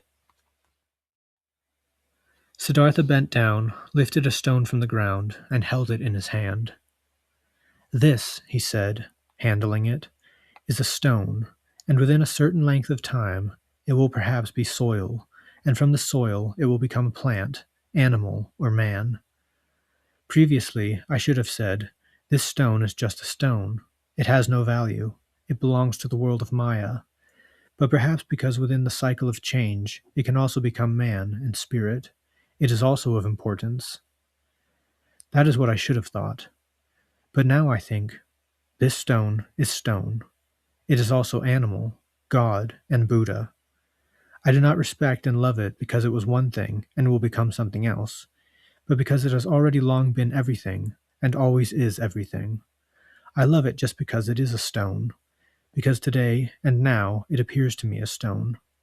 I see value and meaning in each one of its fine markings and cavities, in the yellow, in the gray, in the hardness and the sound of when I knock it, in the dryness or dampness of its surface. There are stones that feel like oil or soap, that look like leaves or sand, and each one is different and worships Om in its own way. Each one is Brahman. At the same time, it is very much stone, oily or soapy, and that is just what pleases me, and seems wonderful and worthy of worship. But I will say no more about it. Words do not express thoughts very well. They always become a little different immediately they are expressed, a little distorted, a little foolish. And yet it also pleases me, and seems right, that what is of value and wisdom to one man seems nonsense to another. Govinda had listened in silence. Why did you tell me about the stone? He asked hesitatingly after a pause. I did so unintentionally, but perhaps it illustrates that I just love the stone and the river and all these things that we see and from which we can learn. I can love a stone, Govinda, and a tree or a piece of bark. These are things, and one can love things, but one cannot love words. Therefore, teachings are of no use to me. They have no hardness, no softness, no colors, no corners, no smell, no taste. They have nothing but words. Perhaps that is what prevents you from finding peace. Perhaps there are too many words for even salvation and virtue. Samsara and nirvana are only words, Govinda. Nirvana is not a thing. There is only the word nirvana. Govinda said, Nirvana is not only a word, my friend. It is a thought. Siddartha continued, It may be a thought, but I must confess, my friend, that I do not differentiate very much between thoughts and words. Quite frankly, I do not attach great importance to thoughts either. I attach more importance to things. For example, there was a man at this ferry who was my predecessor and teacher. He was a holy man who for many years believed only in the river and nothing else. He noticed that the river's voice spoke to him. He learned from it. It educated and taught him. The river seemed like a god to him, and for many years he did not know that every wind, every cloud, every bird, every beetle is equally divine, and knows and can teach just as well as the esteemed river. But when this holy man went off into the woods, he knew everything. He knew more than you and I, without teachers, without books, just because he believed in the river. Govinda said, But what you call thing, is it something real? Something intrinsic? Is it not only the illusion of Maya? Only image and appearance? Your stone, your tree, are they real? This also does not trouble me much, said Siddartha. If they are illusion, then I also am illusion, and so they are always of the same nature as myself. It is that which makes them so lovable and venerable. That is why I can love them. And here is a doctrine at which you will laugh.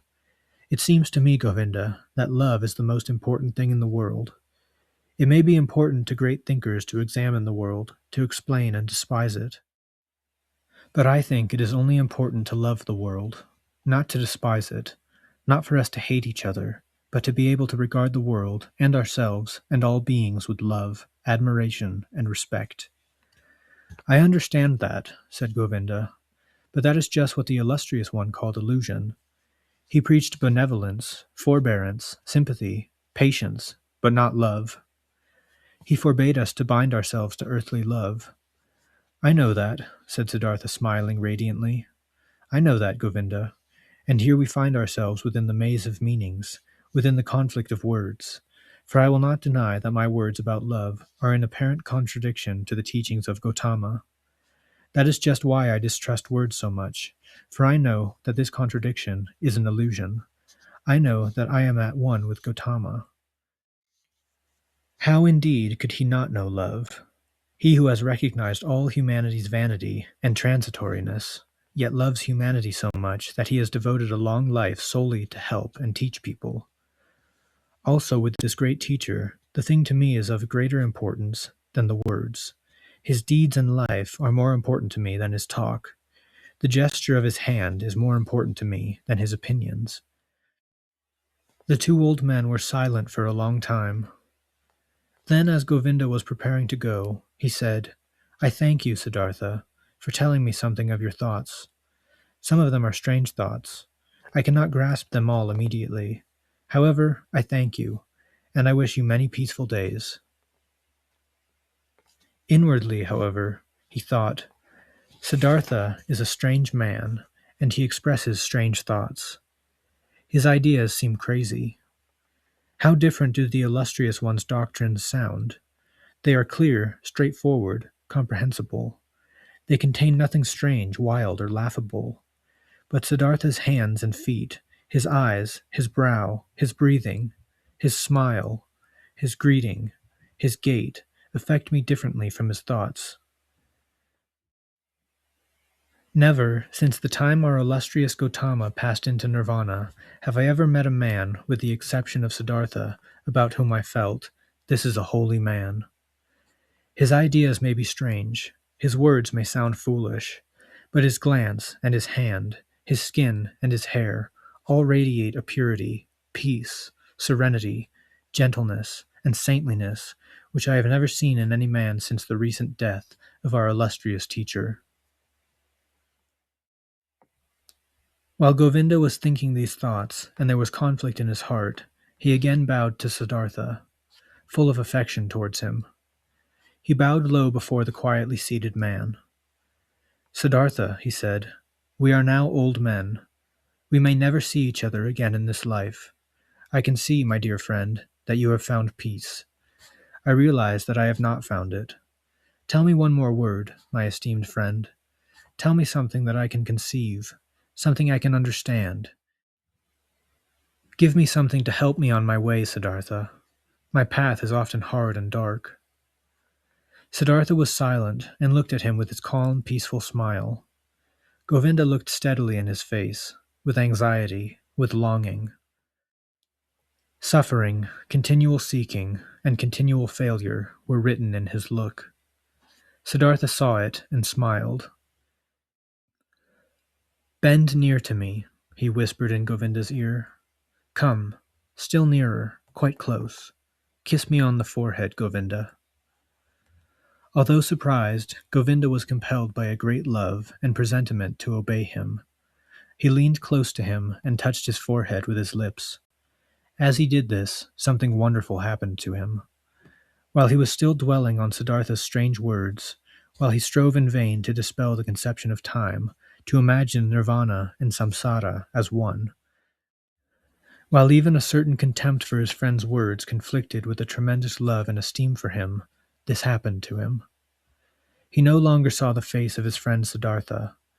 Instead, he saw other faces, many faces, a long series, a continuous stream of faces, hundreds, thousands, which all came and disappeared, and yet all seemed to be there at the same time, which all continually changed and renewed themselves, and which were yet all Siddartha. He saw the face of a fish, of a carp, with tremendous painfully opened mouth, a dying fish with dimmed eyes. He saw the face of a newly born child, red and full of wrinkles, ready to cry. He saw the face of a murderer, saw him plunge a knife into the body of a man. At the same moment, he saw this criminal kneeling down, bound, and his head cut off by an executioner. He saw the naked bodies of men and women in the postures and transports of passionate love. He saw corpses stretched out, still, cold, empty. He saw the heads of animals, boars, crocodiles, elephants, oxen, birds. He saw Krishna and Agni. He saw all these forms and faces in 1,000 relationships to each other, all helping each other, loving, hating, and destroying each other, and become newly born. Each one was mortal, a passionate, painful example of all that is transitory. Yet none of them died. They only changed, were always reborn, continually had a new face. Only time stood between one face and another. And all these forms and faces rested, flowed, reproduced, swam past and merged into each other. And over them all there was continually something thin, unreal, and yet existing, stretched across like thin glass or ice, like a transparent skin, shell, form, or mask of water. And this mask was Siddartha's smiling face, which Govinda touched with his lips at that moment. And Govinda saw that this mask-like smile, this smile of unity over the flowing forms, this smile of simultaneousness over the thousands of birds and deaths, this smile of Siddartha was exactly the same as the calm, delicate, impenetrable, perhaps gracious, perhaps mocking, wise, thousand-fold smile of Gautama, the Buddha. as he perceived it with awe 100 times. It was in such a manner, Govinda knew, that the Perfect One smiled. No longer knowing whether time existed, whether this display had lasted a second or 100 years, whether there was a Siddartha or a Gautama, a self and others, wounded deeply by a divine arrow which gave him pleasure, deeply enchanted and exalted, Govinda stood yet a while bending over Siddartha's peaceful face which he had just kissed, which had just been the stage of all present and future forms. His countenance was unchanged after the mirror of the thousandfold forms had disappeared from the surface. He smiled peacefully and gently, perhaps very graciously, perhaps very mockingly, exactly as the illustrious one had smiled. Govinda bowed low. Incontrollable tears trickled down his old face. He was overwhelmed by a feeling of great love, of the most humble veneration. He bowed low, right down to the ground, in front of the man sitting there motionless, whose smile reminded him of everything that he had ever loved in his life, of everything that had ever been of value and holy in his life.